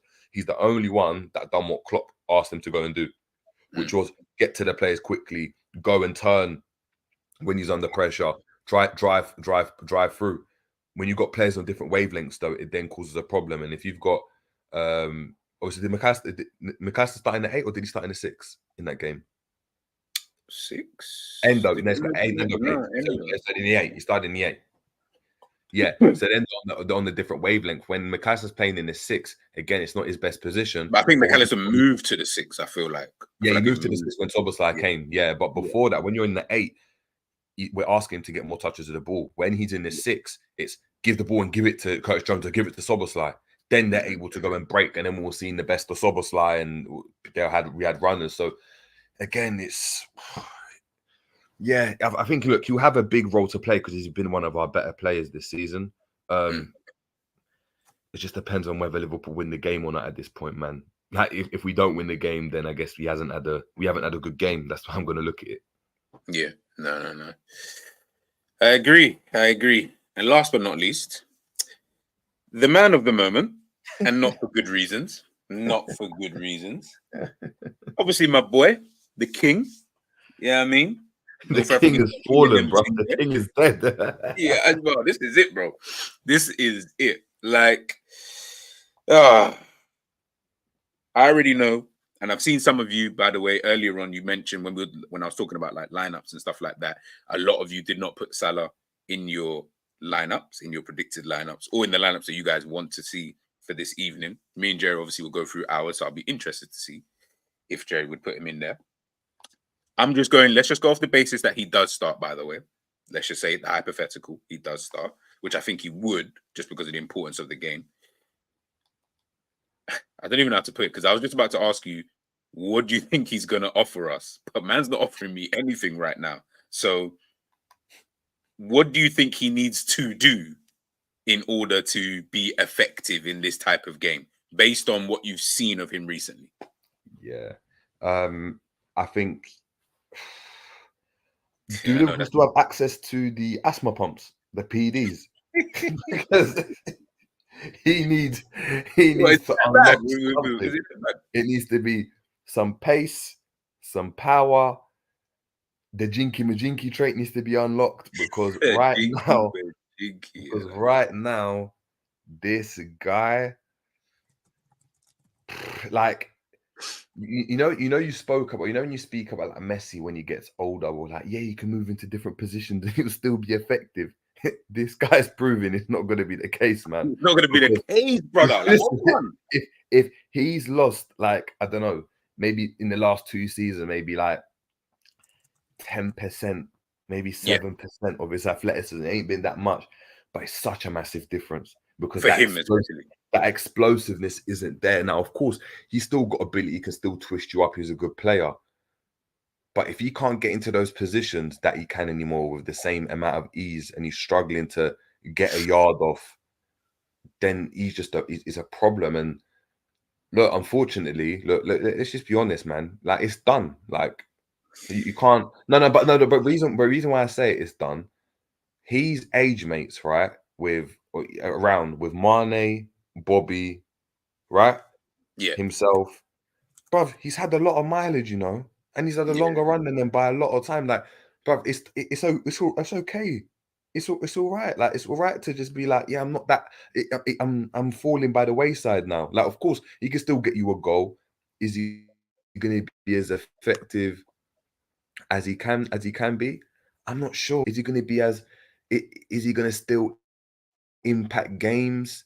I'm not sure. Like, Klopp taking him off. Did he take him off against Crystal Palace, or was it? Yeah, Harvey Elliott, I think, came on. Yeah, in the Atalanta game. When did he get taken? Your connection's going in and out, bro. Can you hear him? Is he there? Yeah, maybe time for Jerry to cash in on that internet, but but yeah, no. If you can hear me, it was that Crystal Palace. He did take him off. I'm sure. Yeah, I'm sure he took him off. In that game. Let me bring in Steve in the building. Yo, what's good? What's good, man? How you doing? I'm good, man. I'm good. I'm blessed, man. Obviously, we're just here talking about, of course, the Liverpool Atalanta game this evening in Italy. Just quickly before we had Jerry Wi-Fi moving like our title chances. Yeah, I know it's starting to die out. Just looking at Atalanta real quick before I then obviously move on to predicted lineups for Liverpool and stuff like that. From an Atalanta perspective, what do you think what's the job? What's the job for this evening? What do you think? How do you think they're looking at it in terms of course, being? I don't think he probably would have fought 3-0 against Liverpool like that, but at the same time, maybe he did think they could get a result. So what's the job now, knowing that they're 3-0 up and knowing that Liverpool are going to obviously try and do their thing? I mean, for me, how they're going to look at it is, and it's going to be a basic bitch answer, but it's what they're going to do. They're going to be completely comfortable without having the ball. They know they won't have the ball. The onus is on you guys because you are 3-0 down. And they've gotten results when they beat a bigger team in the Serie A, with 1 or 2 exceptions, it's usually with 30-40% possession. You know what I'm saying? So that's going to be their mindset coming into it. They'll be like, this plays again exactly into our hands, right? Like, the only thing that they'll be worried about is, like, obviously the Hellas Verona thing was a bit of a fuck up, but Yeah, You know, stuff like that happens. They battle in for relegation. It happens in all the leagues. You know what I'm saying? The bottom team, their team, you know, teams that are battling for relegation, they, you know, crazy stuff happens. So, yeah, what I think, I think they'll just roll with what worked, to be honest. Like I said, they won't have a lot of the ball, and they'll be perfectly fine with that because it's like, well, that was kind of our plan anyways. So that's probably why I'm going with a 3-1 to Atalanta tonight because, well, first of all, like Tom Little always says, and it really does stick with you, especially when you're not a Liverpool fan and you're looking at it like, oh, I judge this team accurately and whatnot. It's like, you guys concede the first goal in a lot of games.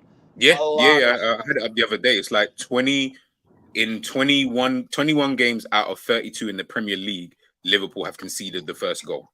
And I swear Sturm Graz in both games scored the first goal, or maybe in one of them. I remember they scored first in one of them, right? In the group stage. I believe so. Yeah, Toulouse scored the first goal versus you guys at Anfield and at their ground? Toulouse.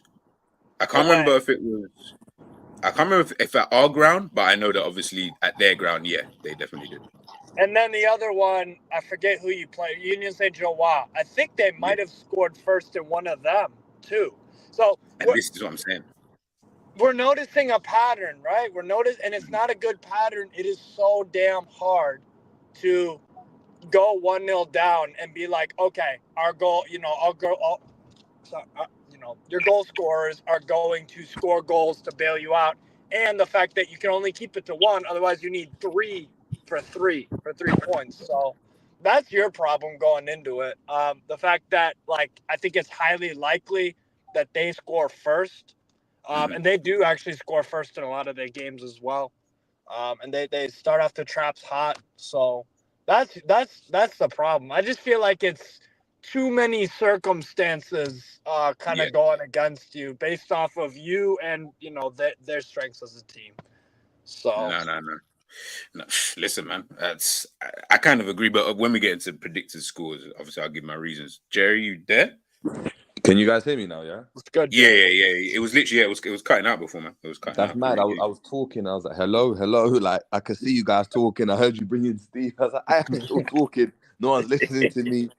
But yeah, man. Sorry, bro. But you know, finish off what you was obviously saying about Salah, and before we move on to the lineup. Yeah. Like I said, it's just like it's okay for him not to be that guy anymore, isn't it? Like it's okay. Yeah. Like it happens. Like he's not a Benzema. He's not someone that can.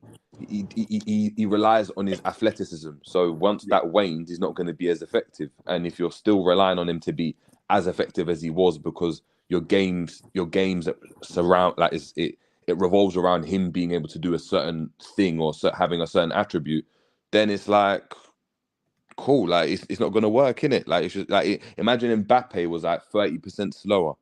Do you know what I mean? At one point, Mbappe is not Mbappe anymore. Do you know what I mean? And that's what happens with age. So I can't look at Salah. It's not like a critique of like, I think he's rubbish, get him out or whatever. But if Liverpool still want to go and like, obviously you're going to have to replace him anyway. But he's a player that unless you go and play him as a forward, as a number 9, which he isn't, like, he's not the best number 9 you can get out there, in my opinion. Yeah. So it's just like, we need to look for someone else, innit? And it is what it is at this point. Like, it's, do you know what I mean? It's that season where it's waning. It happened with Mane. We moved him to the middle, and he's probably, it worked well for him because a bit more, I don't know, athletic, I guess. I mean, maybe not even, but he can jump higher. He's a bit more, his traits suit a centre forward a bit more. And you saw it with Mane, it galvanised him.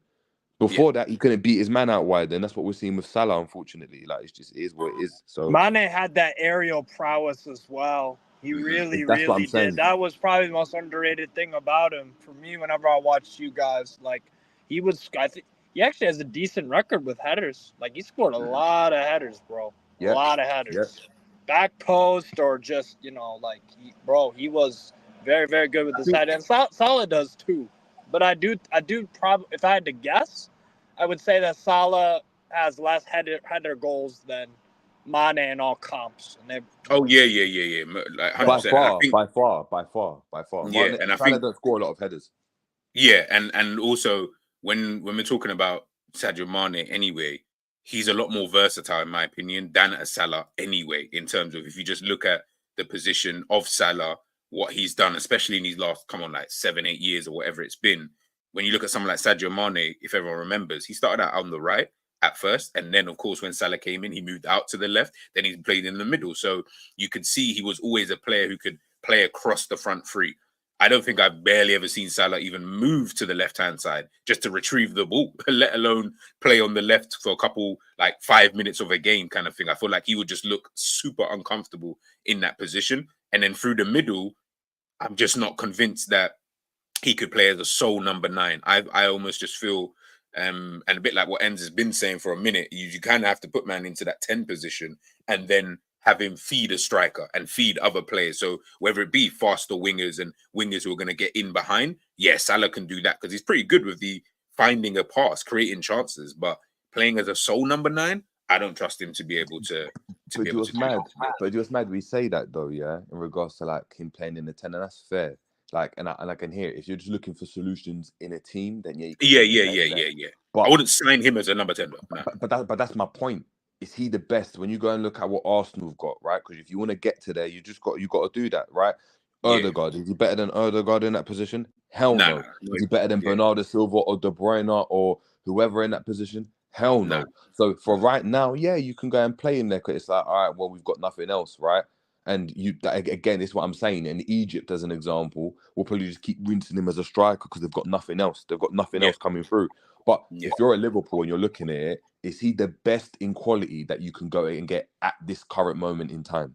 No. Don't look at historically. He's not. And that's what a manager or a team have to go and look at. So if you look at it and be like, I mean, look, can we get another number 10? I don't know if Szoboszlai as an out-and-out number 10, would he be better than Salah?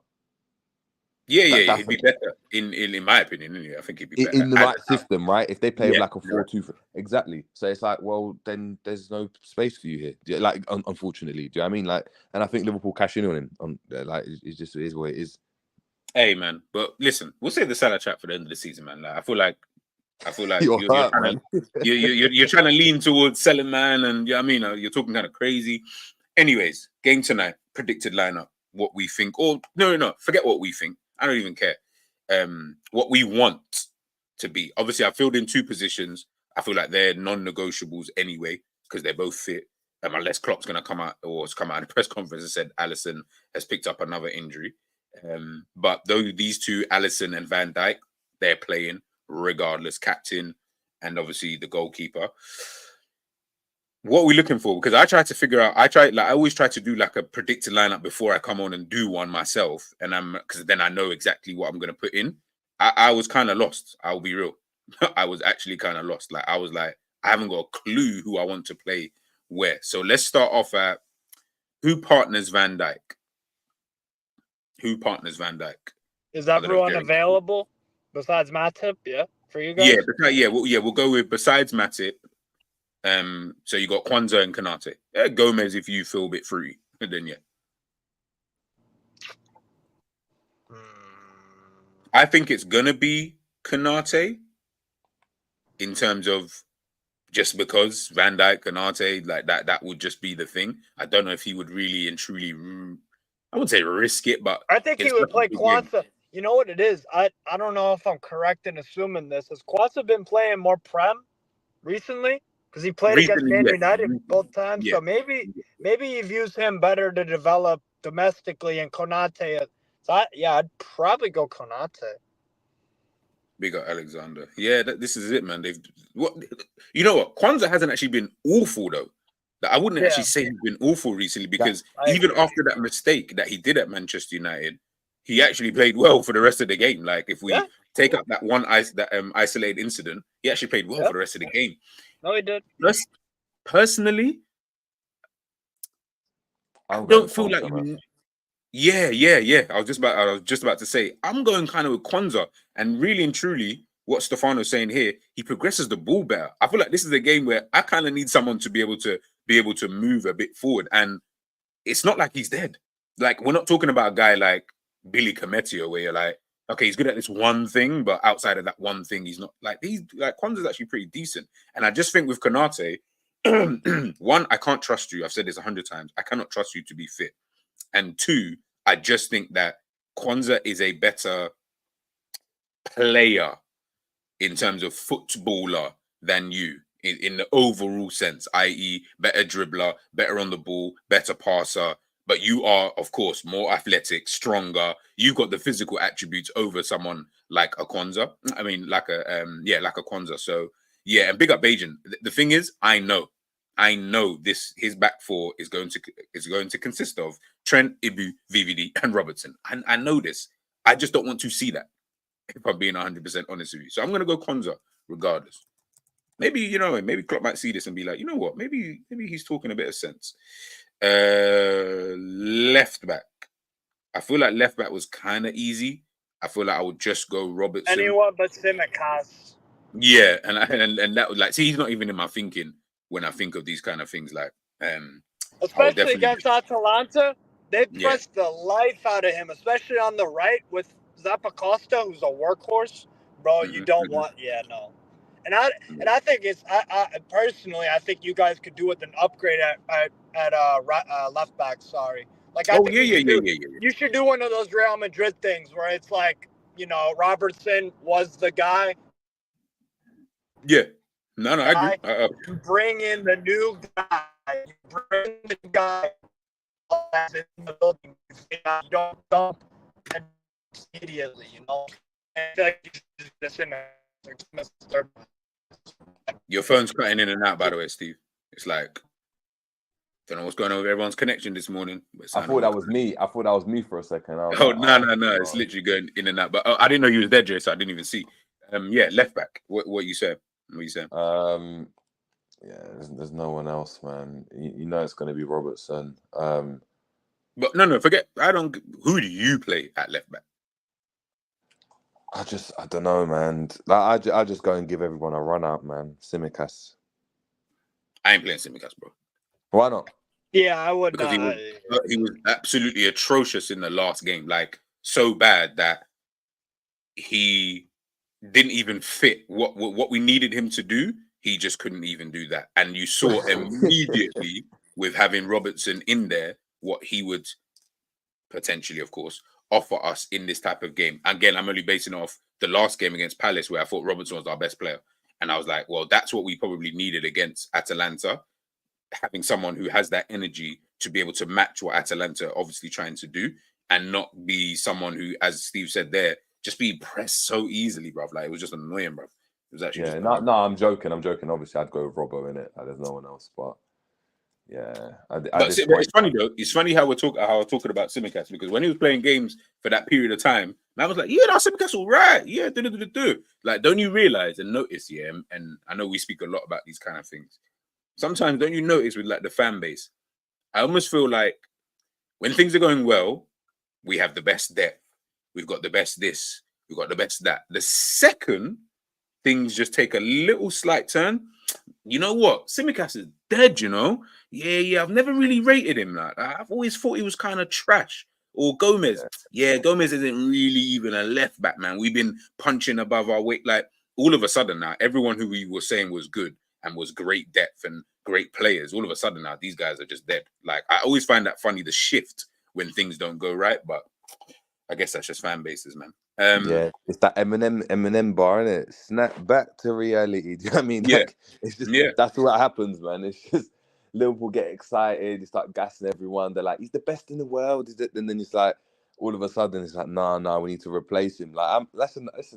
After the Palace game and Atalanta, I was hearing people saying, yeah, Sobosai, McAllister might be looking over their shoulders. We might need to get replacements. I was like, what? I heard this guy was called Gerrard, and I heard McAllister's been the best midfielder in the league. It's mad. Bro, it's silly, man. Right back. I'm assuming. Well, I haven't watched the press conference, by the way, guys. I'm going to assume Bradley is injured for this game. I'm going to assume.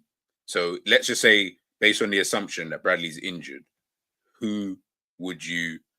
Big up Bajan Reds TV for hitting 3K, by the way. Big up, man. Guys, if you haven't already, make sure you subscribe over to them. But yeah, right back. Who do you think is going to play in that position? It's got to be Trent. Yeah. Trent, yeah. Alexander-Arnold. Yeah, he better show us what he was talking about on that overlap. You know what I'm saying? Because if not, boy, people are going to be asking about some serious questions. What was he talking about? Show us what. Like what he was talking about in terms of tactically. So because now he's obviously, it's the stupid thing of because now you've explained it and now you've told everybody exactly what it is that you like, what the role is. People are going to be looking for that. But like, nah, Trent wasn't pushing up when he was need to push up. Nah, Trent wasn't, you know what I mean, in the right position when he was supposed to be. Yeah, nah, straight off the rip because now we've heard it. There's no more. Before we're in a position where we don't know what Klopp's telling these players. By the way, we're just guessing based off of everything we see and what we think we know of the manager. Remember, none of us here, nobody in any walk of life knows what the manager is telling the players. Do you get what I'm trying to say? So from when we don't know, we're just we're basing everything off the unknown and just our own thoughts and maybe even what we want. And the eye test. Do you get what I'm trying to? And remember, the eye test is our own perception of what we think the manager's even asking the players to do. Now you've actually heard him say what it is the manager is like wants him to do. You watch how people start looking at Trent. You just wait. You just wait. It'll be interesting. Do y'all think Trent talks too much? Not really. I wouldn't say he talks too I much. I prefer it. I wouldn't even say I prefer it or don't prefer it. I think he talks enough. At the end, remember, he's a Scouser and he's the vice captain. So I feel like he'd be talking anyway, regardless kind of thing. And forget even being the vice captain. He's the Scouser in the team, alongside, obviously, Curtis Jones. But he is the Scouser. So I almost feel like we would naturally just hear from him more anyway, because he is Mr. Liverpool at this current moment in time. Yeah. Like he is, and he's young. He does all of these, like Adidas, you know, like I feel like I hear from him quite enough. Like I'm not looking at him thinking, brother, you're talking too much. Like I feel like no, you're doing like, enough. Didn't he say something before the Man City game? Something about like because he was injured for it, and he was like saying and I feel like that might be the only time. But then you just mentioned that there's like an interview, and it's like I don't know. Is this something new that he's starting to do?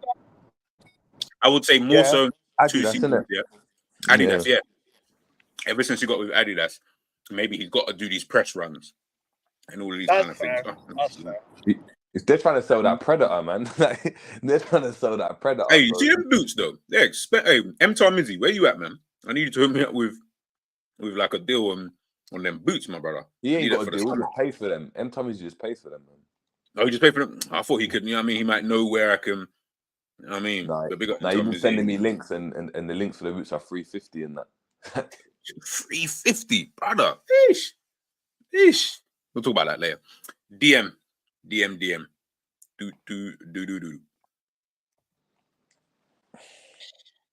It's gonna be Endo, right? It's gonna be McAllister, I think. You think McAllister? I think it's gonna be McAllister, Soboslai, Jones. That's asking for trouble away to Atalanta with the way they play. I mean, we say that, but we had trouble with him there anyway. And we lost 3-0. It's like 3-0. If we lose 3-0 again, it is what it is, isn't it? Like, there's nothing else you can do.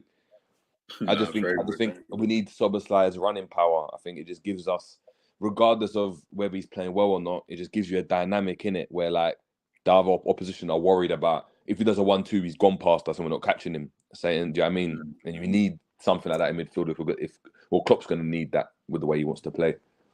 No. Good shot. I think you both actually said it. I agree. McAllister, Trent in midfield. That's what I mean. I've seen quite. But then who would play right back? Gomez, isn't it? Gomez, I think. Okay, let's try something. So who'd be in the 8? Trent. So you wouldn't have him in the DM position? Yeah, they could rotate. Yeah, but I want Trent in that position to play that pass, innit? Okay. So who's left centre midfield then? Pick your poison, man. I feel like you would go with Jones. Because of the way Atalanta played. Elliott. It should be Elliott, but I hear the Elliott shout, but because you've already got Trent and McAllister there, both occupying, I don't feel like Elliott in the left central midfield position will be able to naturally play that well. Anytime I've seen him there That's anyway, true. I don't feel like he plays that well. I feel like he prefers cutting in and doing the balls and into that far post. I would probably go with McAllister. I'll probably go with Zabozalai though if I did play that midfield purely for the defensive work. I feel like he would do more defensive work than than Curtis Jones, and I think, excuse me, I feel like he'd be a bit more of a threat going forward than a Curtis Jones. If you didn't play Trent in midfield and you had him at right back, I would then play Curtis Jones though, because then I would need that sense of control with Thing. But because you've already got Trent in midfield, I just think just have Zabozalai there as your road runner, as your Henderson. I feel like you're just gonna need one in there for the way that we play, but not because I think Jones is dead, because I like Jones. But here I am writing Henderson, man. Would you guys take Hendo back? No. Who's the front three that?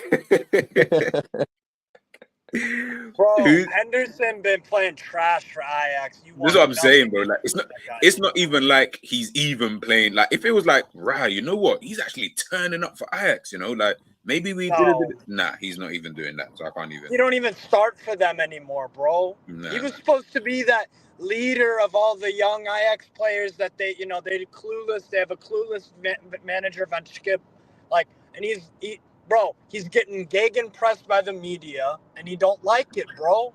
He's getting gegenpressed by the media, and the Eredivisie tempo, bro. He been listening to too much English media because he playing is so slow and nice. Yeah, anything I've seen of him recently, I'm just like, yeah, you guys are not you guys. Sorry, you're not really the one. All right, up front. Anyone but Nunez for you guys? Sorry. So you got that'll be left with Salah, Jota, Gakpo. Salah, Jota, Gakpo. Why do I feel like I'm missing out? Yeah.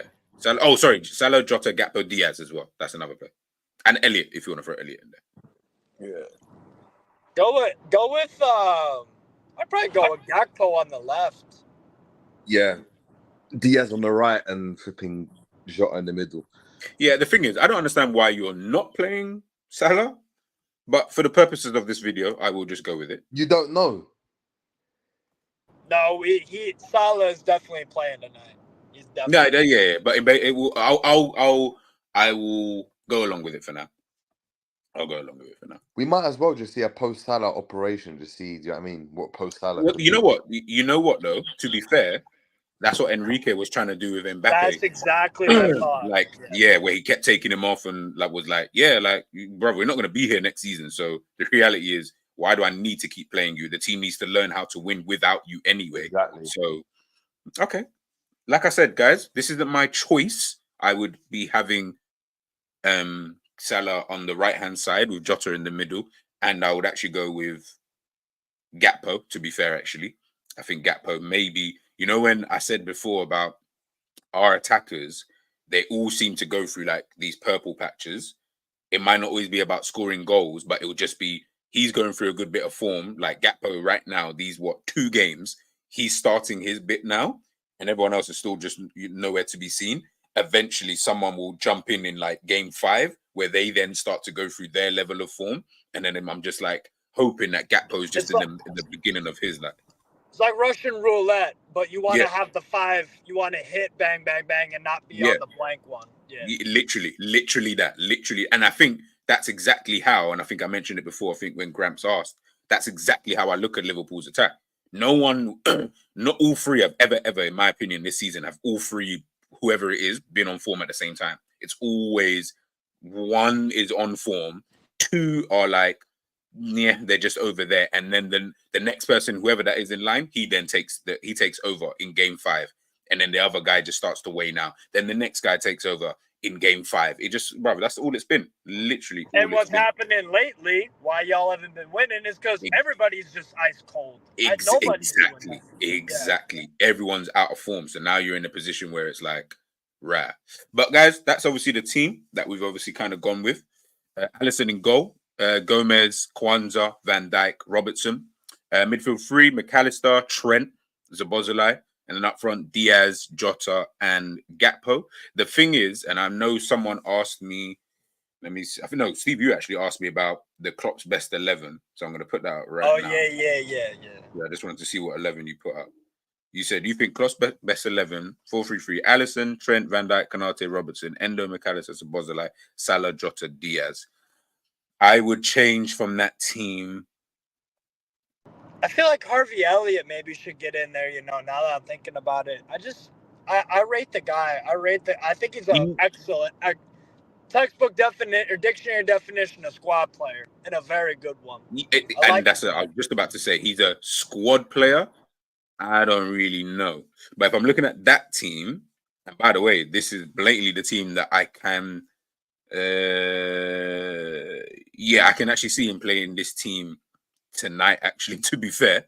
I can see him going with this kind of lineup, which would not surprise me in the slightest. I still think that I still feel that he would have preferred McAllister to have been good in that 6th position and then have the option of having Curtis Jones and Szoboszlai on the field. That's kind of how I looked at it. I still feel like he would look at McAllister, Szoboszlai, and Curtis Jones as just interchangeable. So you don't really have a DM. It solves a problem and frees up 2 spots. That's what it is. And this is it. This is it. Big up, Kool-Aid saying, is Gomez inverted? The thing is, as Trent said, Liverpool always have to have 4 in that middle. So whether one of the strikers drops, if Gomez isn't going to invert today, and I pray if he does play, he does not invert, you will have to have Diogo Jota dropping in because he said he has to have 4 in the middle, more or less at all times. So Jota will have to drop in. And I feel like Jota can do that. If, by the way, we go with a Trent and Szoboszlai midfield, I can't see why that can't be, can't necessarily be done, to be honest with you. So, yeah. Only problem is, though, if Jota drops in, you're then expecting Diaz and Gakpo to be the finishers. Sorry, guys. Right, when Bobby dropped in? Dropped in, you had Mane and Salah. Yeah. You're expecting Diaz and Gakpo to do that. And, they're not, like, the most... I'll keep it a buck, my bro. At this point, where I agree with you, whilst I agree with you, should I say, sorry, at this point, none of these guys are finishers anyway, bar Jota. So I'm just like, he's just going to maybe just hedge his bets anyway, regardless. I feel like that's what he's going to end up with. He's going to just pray that these guys find their shooting boots this evening. And then maybe that might just be the thing going forward. Potentially. Obviously, I don't know how he's obviously going to play it this evening. Cool. Let me take that off. Cool. Thiago Alcantara has instructed his agent to find him a new club, sources have told Football Insider. It is about time. Why wasn't he doing that a long time ago? Nunes for Diaz. Nunes for Diaz. The thing is, I think Nunes will play anyway. But now, he'll play. But I don't know. You know what? I feel like they're both the same level anyway. So play whichever one you want. I'm not even bothered about them two. I'd like to see Steve's team. Klopp just won't start Trent in midfield though. Yeah, I think that Steve mentioned something about I think you did anyway, about Trent being on the bench. And then potentially coming on. Maybe if it wasn't you or someone, but I remember someone mentioning about that, about Trent being on the bench and then coming on and being like a wild card.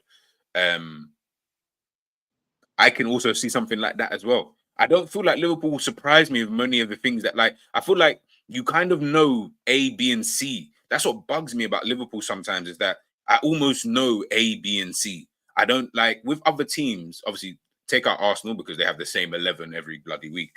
But even when I looked at, like, Manchester City and stuff, it wasn't just always about the style of play. It was like, okay, I don't even know if Mahrez is playing today. So I don't even know, are we going to spend all week training and Mahrez isn't even going to play based on his game? You almost just know this is going to happen, that's going to happen.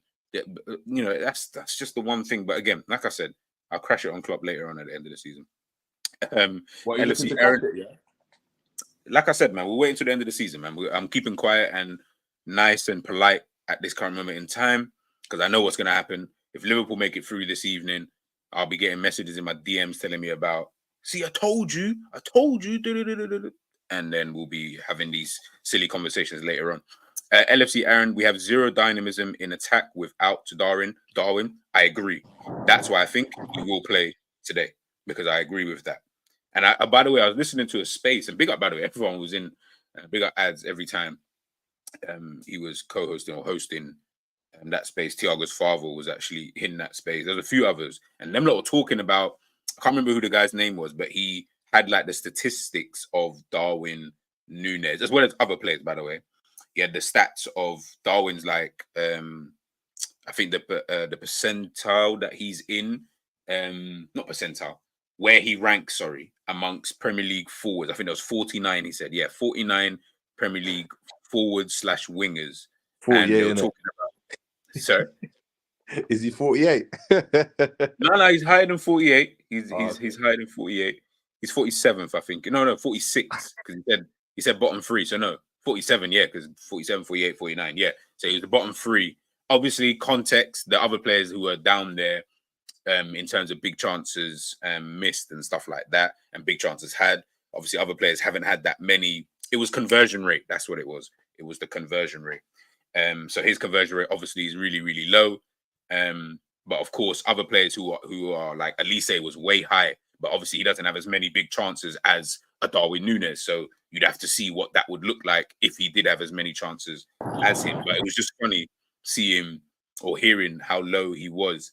And that's, I think, even when I was listening to the space and a few people were mentioning it, I'm looking at it and I'm just like, for what he offers you off the ball, the only question you got to ask yourself is, do you feel like it is enough for you to be happy with his level of contribution? If your answer is yes, it doesn't matter about him missing chances. Like it really will not matter.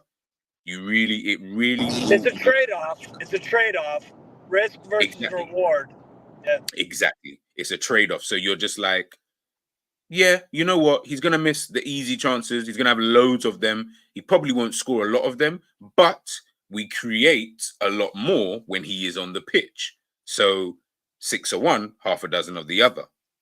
That's the way I see Núñez. Is if you're happy with that, then you're never going to crash it on him anyway, because you just know what he is in terms of being a finisher and stuff like that. So it's just one of those, as Steve said, just a trade-off.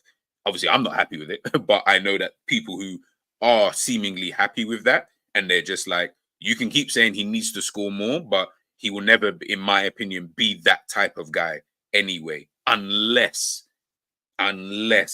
he goes through a summer where, I don't know, he just comes back in demon time, then yeah, maybe. But, other than that, big up honesty. Núñez has scored 9 goals in 17 European appearances for Liverpool. The fastest to 10 goals for the club is Sadio Mane and Mohamed Salah, both in 13 games. Robbie Fowler in 16, and Roger Hunt, old school, in 18 games. Ryan saying, if we are leading at halftime, then I believe we can defo go through. Depends on what you mean by leading. Like, we could be leading 3-2. Like, would that give you confidence that we're gonna go through being 5-2 down or whatever it is? Like, depends on what you mean by that. LFC Aaron, 11% conversion rate. Darwin, yeah, I know it was not pretty. I promise you that. Ads, yeah, big up Kels. Yeah, ads is bro. Ads is hilarious. Ads is hilarious. I was just listening to the thing and I just kept busting up. Honestly, because I was listening to him and it's sort of like I could tell what he was saying behind the camera. Obviously, of course. Are you talking about Mo? He did it was the Darwin one yesterday in the chat in the space. In the space, Jota is 25%. Yeah, it's high. Jota is the highest at Liverpool, but it's still not the highest on the list. Like, I can't remember who was. I think it was Haaland. Yeah, I think it was Haaland. Richard Hutchinson. Liverpool FC going to win Europa League and Premier League this season. Keep the faith, man. Keep the faith. Keep the faith. All right. We'll quickly do our predictions for the evening, and then we will head out of here. Jerry, if you're still there, I don't know if he is. Yeah, cool. Yeah. Predicted scoreline, brother.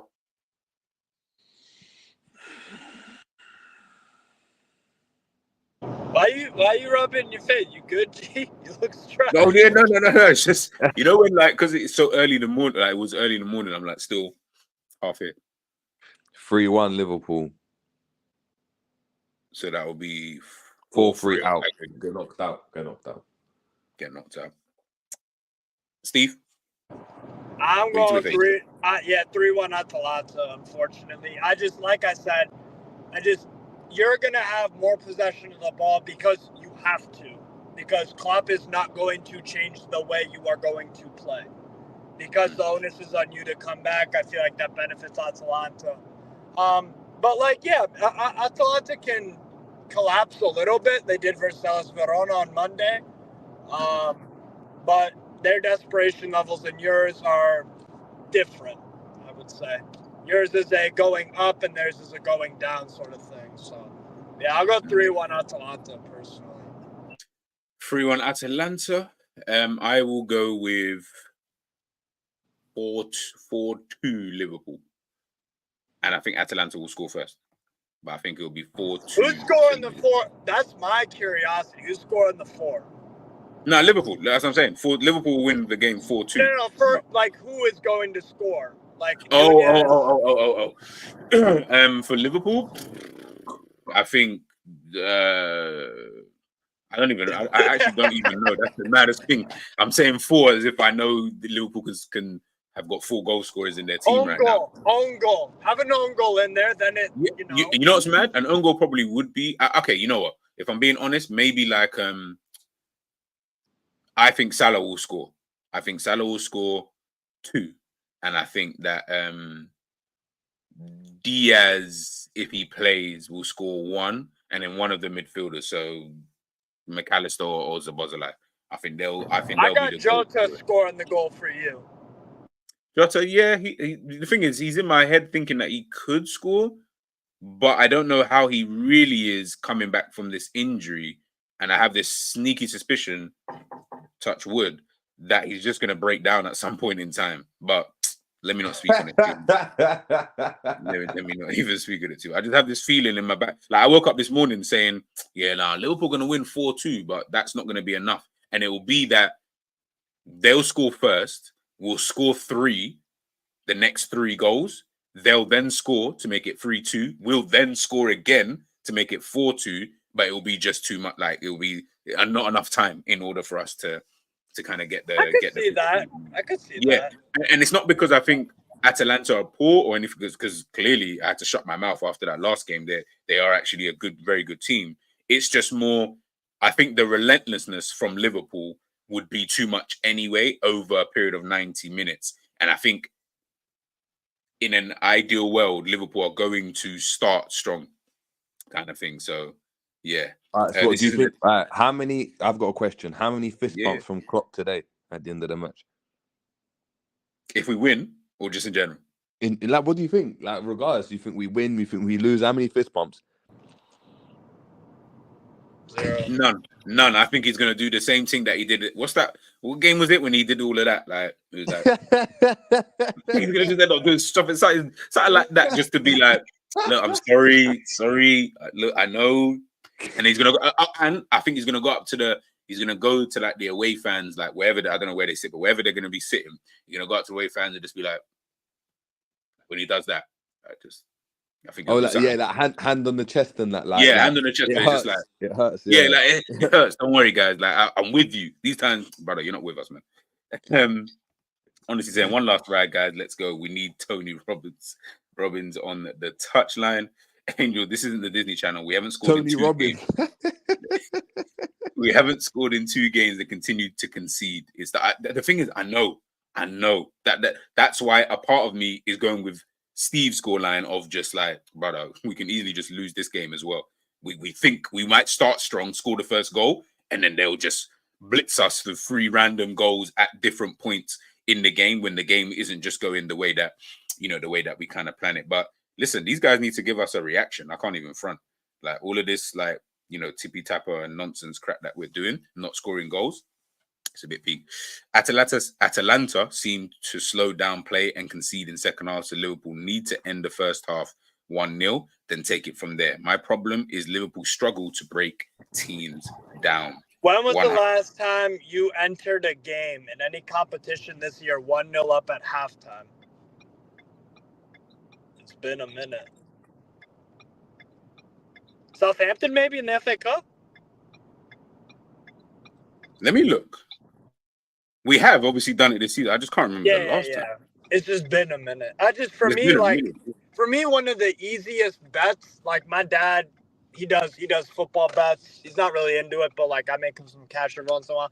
I'm gonna tell my dad, look, Atalanta first goal of the game. Easy. Because Liverpool they give away the first goal all the freaking time. Yeah, no, listen, I think I saw Roms put something the other day about put Liverpool both teams to score. I feel like in this game, I feel like it would be a both teams to score. Revenant, you're right. Revenant, you're right. You're spot on. You are 1-0 up against Man United. In the FA Cup, we was 1-0 up. Was it? What was it? Both games? No. But when did they score? No, it was 1-0 in the FA Cup game because Endo had the disallowed goal. They didn't get anything at halftime. No. It was the Prem game. Diaz scored 23rd minute. They scored in the 50th minute. Yeah, they scored that goal in the 50th minute. Yeah. They scored early in the FA Cup game, like 7 minutes in or something. McTominay. It was the Prem. McTominay.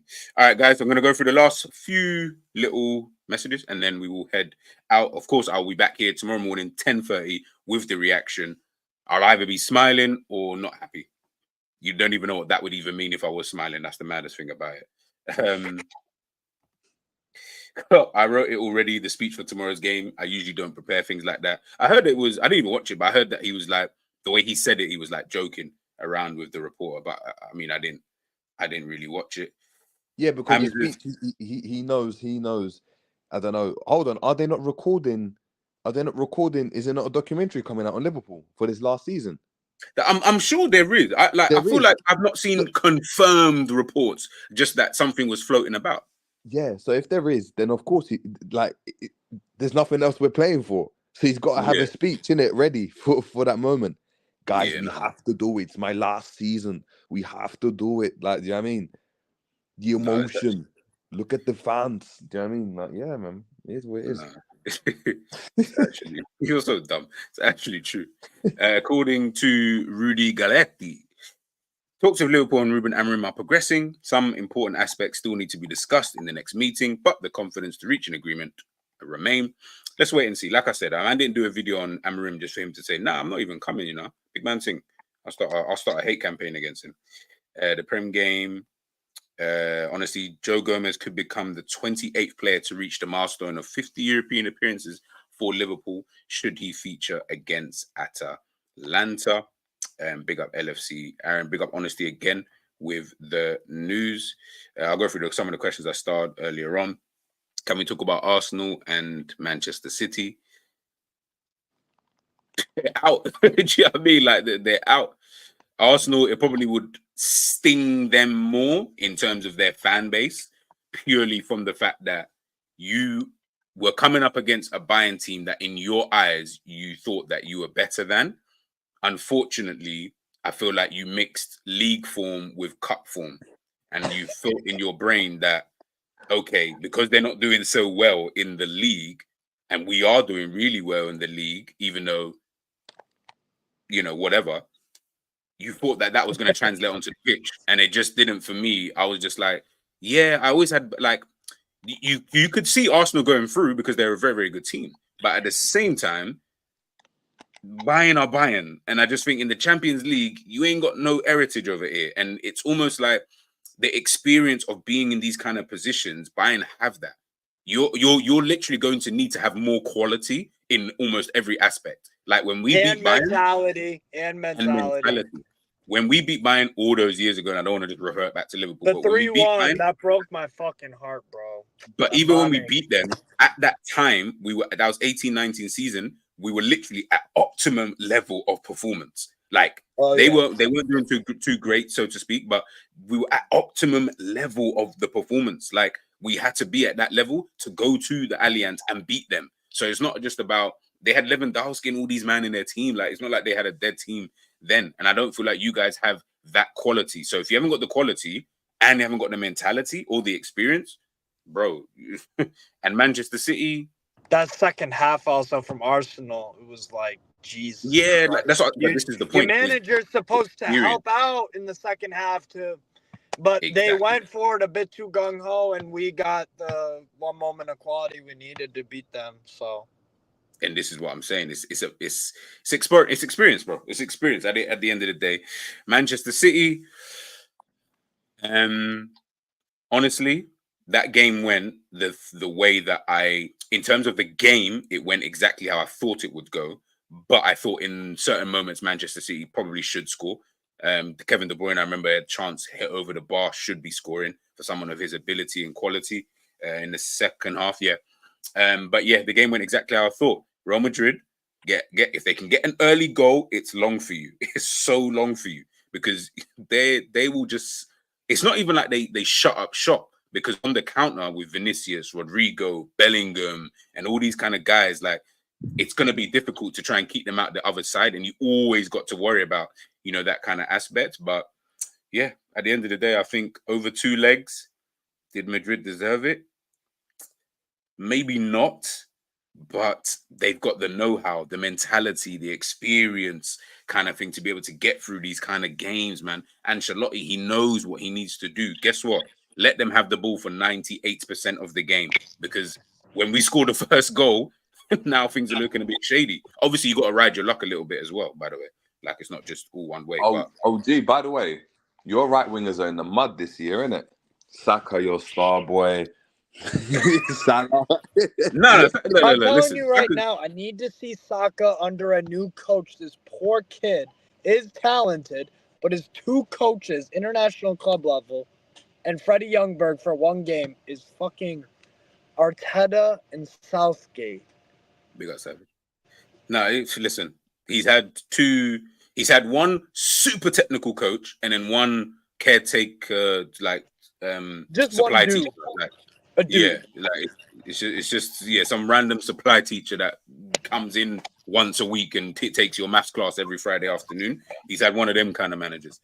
Angel, believe, achieve, manifest the victory. Tony Robbins style. No. I think Liverpool will win. I do think they will win. I just don't think it will be enough. And Jerry said as well, he also thinks Liverpool will win. It's only really Steve who said he thinks Liverpool will outright lose on the night as well. If Liverpool lose 6, that will be 6-1 on aggregate. Yeah, there's going to be some real questions having to be asked. Honestly, Egal jinxed them. He was beating his chest, bring me Bayern. And I said a lot. Tuchel is a very good cup manager. He's proven in tournament football that he knows what he's doing. I'll tell you that much. Question: Kane have reached same amount of semi-finals as Arsenal entire existence? I believe so. He's reached 2 now, isn't it? So he's reached 2. Big up Squidly in the bill. Yes, that's correct. In the building, I think there was another 1 question. Honestly said here about the FA Cup replays have been scrapped and the change will take place from next season. Okay, that's good, because I think the managers were getting kind of annoyed at the amount of extra football being played anyway. I understand why they did it for like lower clubs, just in case like a Wrexham had to play a Manchester United and they were able to get that away game and the money it brings in. I get it. But that's the problem. That's the problem. I think it is the whole FA Cup. The idea of the FA Cup is that anyone can go and win it from any of the top leagues, obviously the pro leagues. Not even pro leagues, to be fair. Like even a non-league team can get and win in the FA Cup. Any team that's FA affiliated. The fact that they're removing that now is that what? So it just makes it easier. If Liverpool get Anfield and you've got like Shrewsbury coming to Liverpool, like, there's no chance at all. Whereas look at Maidstone, innit? Like when Maidstone went quite far, Maidstone, a non-league team, they're not even non-league team. I think they're in Conference South or something. They went and obviously they beat a couple of teams at their ground, innit? And that enabled them to go and allowed El Kobe to get to that. Do you know what I mean? That level where I think they faced United, or was it Charlton? I think it was Charlton. It was Charlton, and then Charlton beat United. That was massive.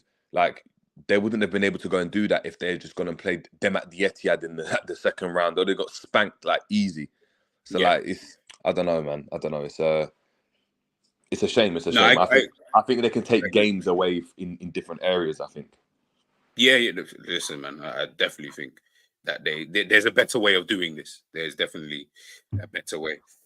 I'm gonna end it on one more question. I'm gonna leave this for Jerry. Is Klopp a true title-winning manager? He has 3 titles in 24 years of management. I mean, he's a true title-winning manager. That's true. He is. It is true that he's a title-winning manager. He's not a serial title-winning manager. That's the difference. He doesn't win titles. He can win a title. He wins cups. He doesn't win titles like consecutively. He's not a Guardiola, whoever. Do you know what I mean? An Ancelotti that goes and they just win titles wherever they go. He's won. Do you know what I mean? One of everything at Liverpool. 2 Carabao Cups. I don't know. When you say it, it does sound a bit underwhelming.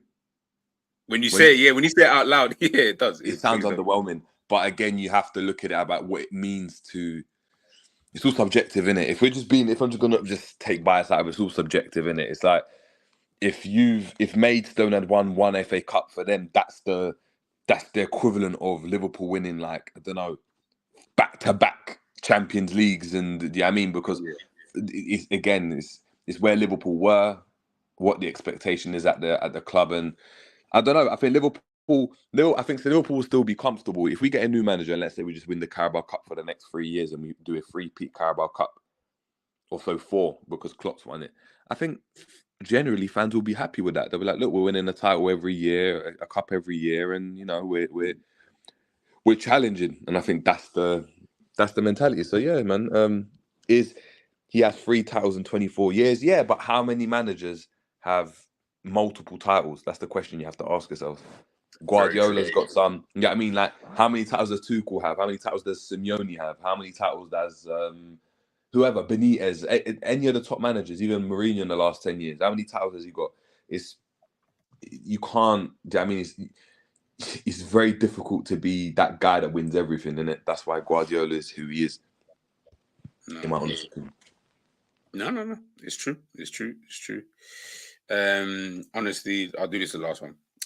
Question: do you guys think the reason Klopp don't win more titles because he is not ruthless enough? That wouldn't be the sole reason why I feel like he hasn't won titles. That might be you could put that in the reasons. It's definitely not the sole reason though. You know what I mean? I feel like that'd be unfair to say just because he's not ruthless enough, because every manager has loyalties to their players, so to speak. So I can't say that. But yeah, at times, 100%. Do I think though that when people try to use if we had just spent more money, we would have won the league in seasons where we finished a point behind? That's when I know it's cap, because are you trying to tell me we needed to sign Jude Bellingham, Valverde, Tchouaméni because we were a point like that? To me, it never made sense. We were a point behind because we drew to like Tottenham. So what, you think just by signing Valverde, Bellingham, Tchouaméni, that would have just changed some? Bro, no. Deal with the tactics at hand on that day. Do your job on that day. You wouldn't even be talking about these kind of guys. So I think the FSG stuff at time is very, very, very silly. But yeah, the one thing I would say is that the argument of ruthlessness, I'm actually starting to agree with it a bit more, but not in the way of like, oh, he's not getting rid of players more and da-da-da-da-da. It's just more of a mentality where, he makes statements like, oh, there's sometimes in life there's more important things than football. He's a bit more philosophical about it, which is like true. Like when you hear it, there's more important things than football. Like even now with myself, there's more important things than football. But to be the best, you have to be obsessed with it. And that clip of Guardiola when he's like, do you know what I mean? Bernardinki. Oh yeah, man. That's why he is who he is. Like the people that are the greatest at anything that they do, they are a bit like crazy. They have to be a bit obsessed, and Klopp isn't obsessed like that. Like Guardiola's the type, he won't walk away from football like that. Guardiola will keep going and going and going, and he will say he's going to walk away, and then he just gets addicted and comes back and like, oh, we cannot replace him. We can't, and then he replaces him. Like you have to. Do you know what I mean? You have to be able to. You have to be a bit of a lunatic, and Klopp isn't that. Klopp is that. Do you know what I mean? There's more to things than football. We have to enjoy the journey more. Guardiola don't talk about that. Do you know what I mean? Even if he says it, you know he's not thinking about that. Him like, I need to just win. I need to win, and that's the difference between the elite and then the people that are very, very good. So yeah, maybe if he was a bit more ruthless, he'd probably with what he got, we'd as a mentality, we'd probably have won a bit more. But then would the journey have been the same? Probably not. So you just got to pick your poison. And there you have it, people. We've reached the end of today's stream. Big up everybody who's obviously been rocking with me since 10:30 this morning. I hope you guys, of course, have a good rest of the day. As I mentioned before, I will be back tomorrow, 10:30 a.m. UK time, with the match reaction. Hopefully looking at Liverpool going through. I know most of you will be vexed if we do not win this game and we don't go through. So just make sure you're tuned in for tomorrow, because I think it's going to be an interesting conversation and a very, very good look at Liverpool for the remainder of the season. Big up Steve, big up Jerry. Love for you guys joining in with me this morning. I hope you guys have a good rest of the day as well. Guys, smash a like, share, and subscribe to the channel. We out.